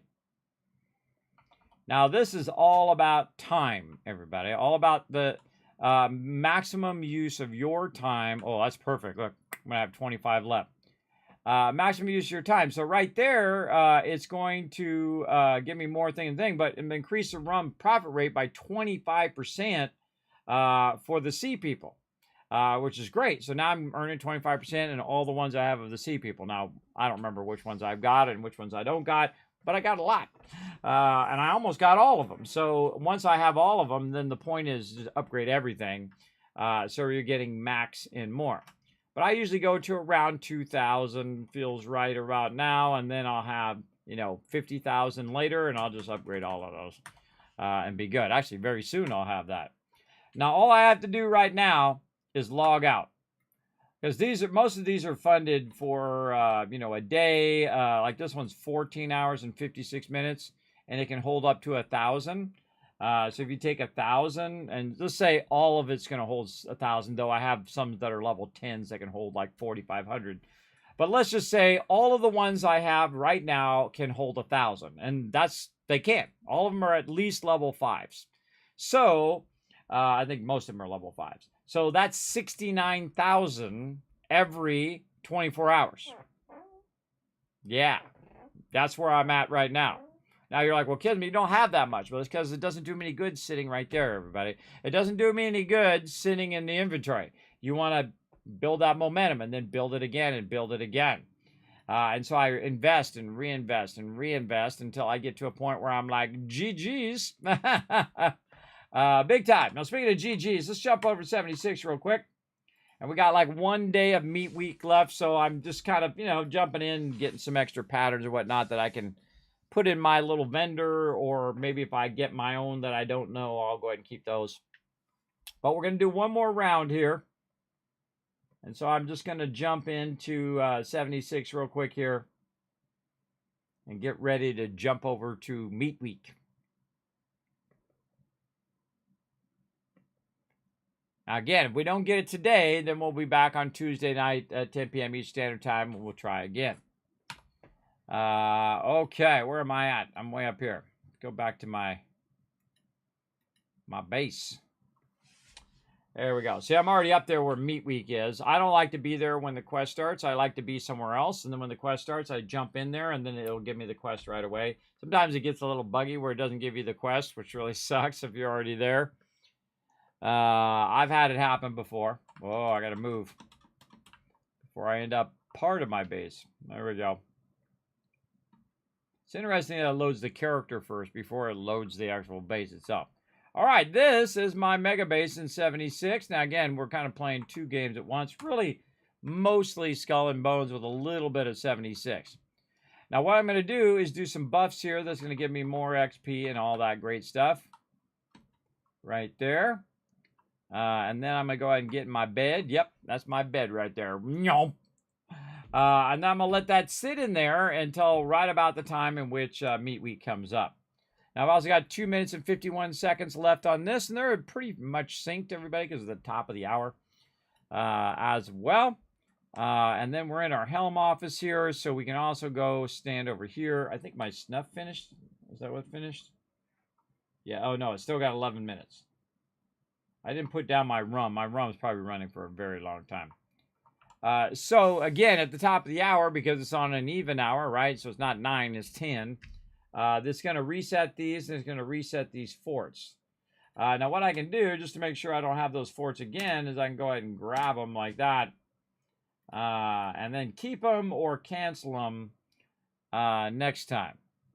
I like to just cancel them now while I'm thinking about it. Again, gives me something to do for a couple minutes here. Go to journal. Make sure you're getting rid of the right ones. Like this one right here. This is Mega Fort, right? So that's level 15, which is 3 levels higher than your than level 12, where I'm at now. You can get to level 13 now, though. All right, so we're going to abandon this one. Right there. Now this one, Grand Fort's really good. We're going to keep that Dudester, which is actually less than the Grand Fort, but actually harder than the Grand Fort, which I think is weird. We got Granby. We're going to get rid of that one. And that's going to leave us with a fort, 2 Fort de Luzes and a Grand Fort. Again, I like to have at least 3, but if I can get more, all the better. And that's what we'll wait for it to reset. And again, I'm not doing my roving supplies anymore. I just kind of let that run. All right, 57 seconds. We're going to do one more. And if we don't get anything that we can do, then we'll just call it right there. We're also going to do Meat Week. Wonder which one comes up first, Meat Week or the thing. I need to get out of there, too, because there's an animation that happens as well. Now, I've actually seen them do Meat Week within a minute or 2 of the reset.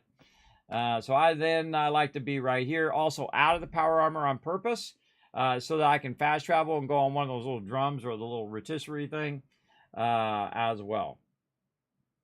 So we're going to try to get that done, and I'm going to tell you, everybody, right after this thing, I'm going to lay my head down, and boom, I'm going to be gone.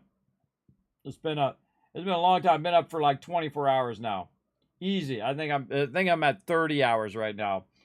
Because I tried to go to sleep, but then I had to stay up to wait for the guy to do the TV, and now I'm way too over now. All right, that didn't come up. 8 seconds here. Wow, it's actually going to be really on the dot. Nope. Which one's first? 2, 1. Meat Week. Oh, yeah, they are perfectly synced. All right, join the event. over here. We're going to look for any opportunities. Oh, look, there's one I don't got. Let's hit it right away. Now, I find if you hit it right away, most often other people will not go for it. But look at that, everybody. That means I need one more. Either if I get a helm thing or if I get one that I can actually do. Now, again, if somebody else wants it more, I'll just let them have it. What do we got down here? This is a hostile takeover of the Domains one here, which I already have. Okay, so let's prep for it. Let's get over there. Let's get prepped and ready. Now, again, if I go over there and someone else comes up and says, hey, Kismet, I want this one more. Of course, they're not really saying that. They're just, you know, trying to say, I'll PvP you for it. And I'll be like, no need, bro. Here you go. All right, I'm going to go up here. I'm going to get on the drum. I want to bang on my drum all day. I don't want to work. I just want to bang on my drum all day. So does that person. Oh, she got fashionable glasses too. She's like my sister from another mother. I like her cappy backpack. What's this guy? That looks like kind of a combination between Sturgis and that other guy who changes his face all the time. Oh, I forgot his name. What's his name, everybody, from Fallout 4? The guy from the railroad. I forgot his name. All right, now look, I don't have to do squat. I just do that and then I bail. Look, someone else wanted to do the takeover that I wanted. What a bummer, everybody. What a bummer. But you know what? I'm a nice guy. There you go, bro. All yours. You can have it. I'm not stingy. I'm not greedy. I've been really, really doing well. Really well off here, everybody. Really well off. Nobody doing the legendary heist, and I don't feel like doing another one. I'll go ahead and give it to them. We'll come back, and we'll try to get those last two. And again, I'm going to leave one of these open in the coast of Africa. So even if I get two of them here in coast of Africa, like this one, and this one, I'm going to leave one open so that when I get the 30 items from the quests, then from the challenges, then I'll be good. Actually, I only need how many more? Let's see. I need 17 more. And that's not a lot in 89 days, everybody. It's 89 days from now. So in the first like 5 or 6 days, I've already almost got all of my stuff unlocked. And then it's just keeping it funded. That's pretty much it. Keeping it funded, and then me and my crew can go and do like the, the event quest where we take on the 2 big bosses that they've added. Actually, I wish I had the quest because I was down here collecting a bunch of loot. It was this one or this one. I think it was this one. And they came by with the mob, and they were trying to kill that mob. And I got a couple hits in, and I got the drops. But if I had the quest, I could have had the quest done, which is part of the challenges that they have in wave 1. And I forget what it is. One of these that you get that goes along with that. I forget which one.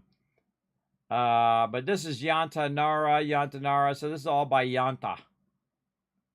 So I can go in and get a bunch of those from Yanta. I should probably go just do that right now. I'm waiting. All right, that's fine. I'll give that to that dude. So let's go to the East Indies. Go there. And watch this. This is probably already over. Is this already over? Yeah. Event's already over. 3 minutes in. So now, I didn't do much, just bang on the drums, but it does actually contribute to the thing. So it's not like I'm not helping. And then if we go look, let's see if we got anything new. Let's see. We had these ones from before. Modern kitchen table. Nope, nothing new on that one. Nothing new except for these ones. I'm going to leave these ones until we play 76 on Tuesday afternoon. So I'm going to unlock those and then go and look at them to see what the heck they are. All right, and then I'm going to bounce out of here, and that'll be it for 76. I keep holding it down because I'm getting so used to holding it down in Skull and Bones. Then what we'll do is just stack up some supply quests. So the first thing we'll do is grab our supply deals because those are super easy. You don't have to sail out and do it. So I'll get me a supply deal and a supply deal. Then I'll go ahead and look under attacks to see if there's any of these I want to keep. Grand Fort, we'll keep that one. And then I don't actually have to do them right now, by the way. I don't have to do them. I can just log off. And then when I come back, I can then do them and then get more of them out of the board. So that's one of the cool things about it, is that if it's on your character, you can still go do it, even if the actual board itself is reset. This has got an hour and 21 minutes on the snuff. I thought it had only 21 minutes. Yeah, mine has 30. I must have mistimed that. Sometimes I mistime it because I time it by the thing that it estimates. But once you actually start it, that's the real time. Yeah, it's an hour and 21 minutes. And I bet you my rum is going for even longer. Now, they used to have it where you can go in and roll over all the things to see what they are as well. Actually, I can go see if I can take this hostile takeover. Right there. Oh, yeah, somebody's doing it. All right. Somebody doing this? Yep. So I can still try to join that, by the way. I can still join that hostile takeover event right there, but I don't bother. I just give it to the people. No big deal. No big deal. I'll either get another helm lease for it, or I will hopefully get that one up, or I'll get another one, and then I'll just take my helm leases and get that one. It'll be something like that. Again, we just need 2 more locations or 2 more helm leases, and we got it.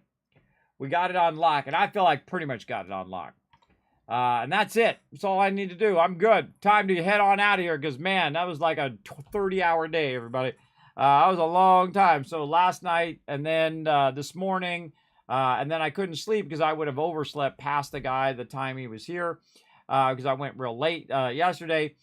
So then I had to get up around 11 a.m. Because in case he shows up early. Then he didn't show up until like 3, 4 o'clock. Then it took him like 2 or 3 hours. So it was like 6 o'clock before he was done. So then now from 6 o'clock to 10 o'clock. So another 4 hours of streaming. So yeah, that's a lot of hours, everybody. That's a lot of hours. So I need to go and rest, and then I shall be back tomorrow. So let's go ahead and get on the Kismet Love Train.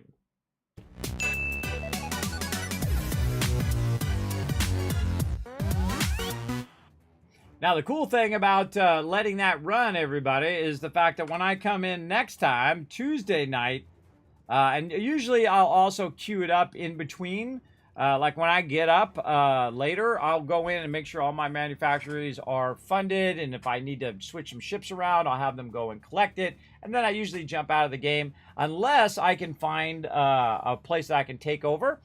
Now, the later it gets, by the way, the less and less people are going to be on the thing. So I have a huge advantage when I normally am up all night long because people, they go to bed because they got to work tomorrow, or they get tired and they run out. But for me, I can just let this stuff go. And most of this stuff is going to now, because you saw me queue it all up earlier, most of the stuff's going to go for 24 hours. So by the time I come back tomorrow at this time, it'll all be up. Oh, hey, thanks for that Kismet Love Train right there. Purple Muppet just came in and subscribed, everybody. Show some love in the chat.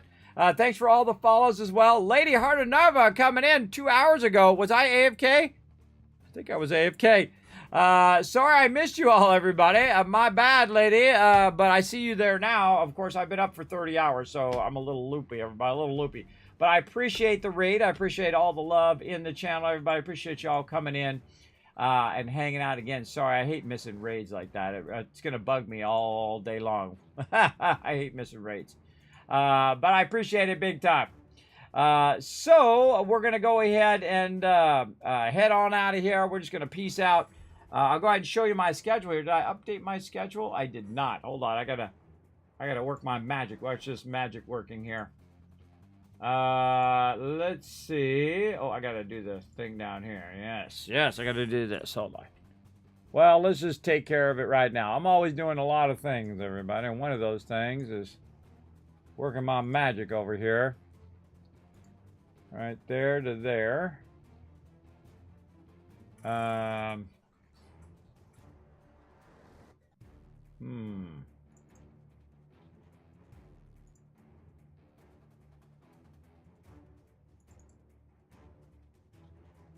Oh, I see.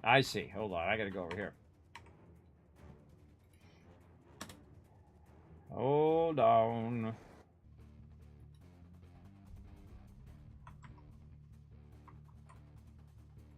I gotta press some buttons and flip some switches here. I forgot to leave a copy of that so I could copy it across. It'll take me a second here. Take me a second.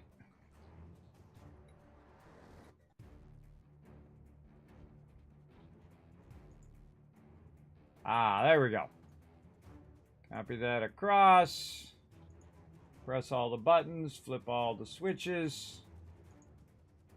Over here. It gives you guys a little extra stream time. And like magic, there we go. That's the one we're looking for.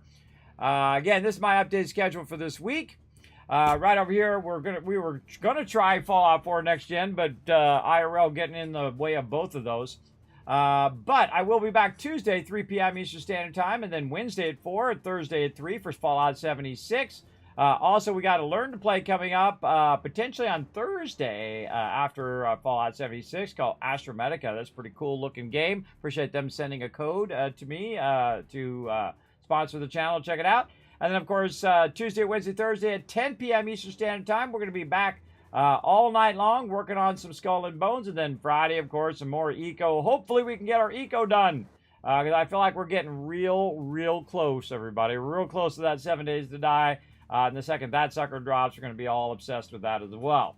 So again, that's when I shall be back. You can also help out the stream by going to all this social media right here. You're going to see those links pop up right there. I got them all as individual links for you as well. If you're watching on YouTube, or if you want to just take a quick moment to pop over there, I'm almost at 3,000 subscribers, by the way, which is basically followers on YouTube.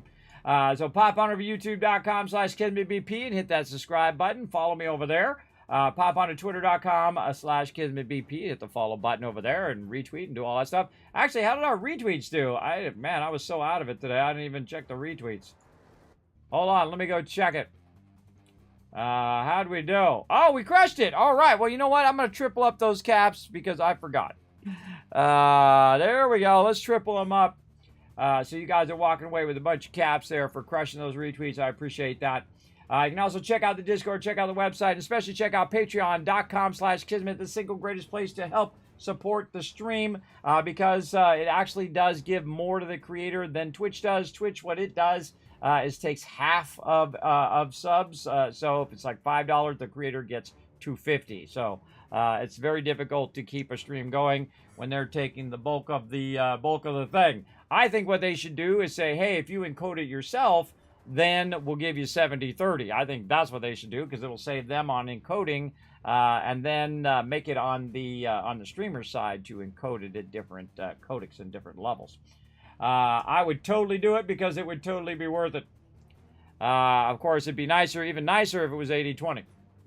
So don't forget to hit that follow button wherever you are, everybody, whether you're on Kick or over on Facebook as well, or on Twitch. I appreciate it. Oh, A-Dub just hit the follow as well. Thank you very much. I appreciate the subs. I appreciate all these awesome people scrolling up there, and I especially appreciate my Patreon supporters going above and beyond down there as well. All right, that's it for me again, everybody. Now you know when I will be back. I am going to crash out, everybody. I'm so exhausted.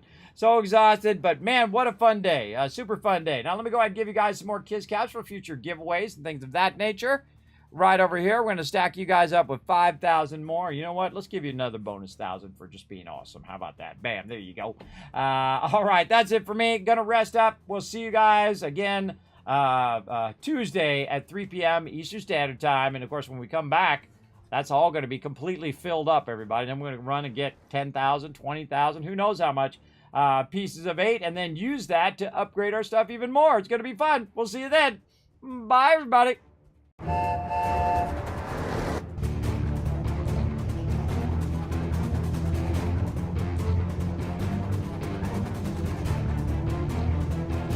Hi, this is Norbert. Thanks for watching. Hit the subscribe button. We'll see you all next time. Bye.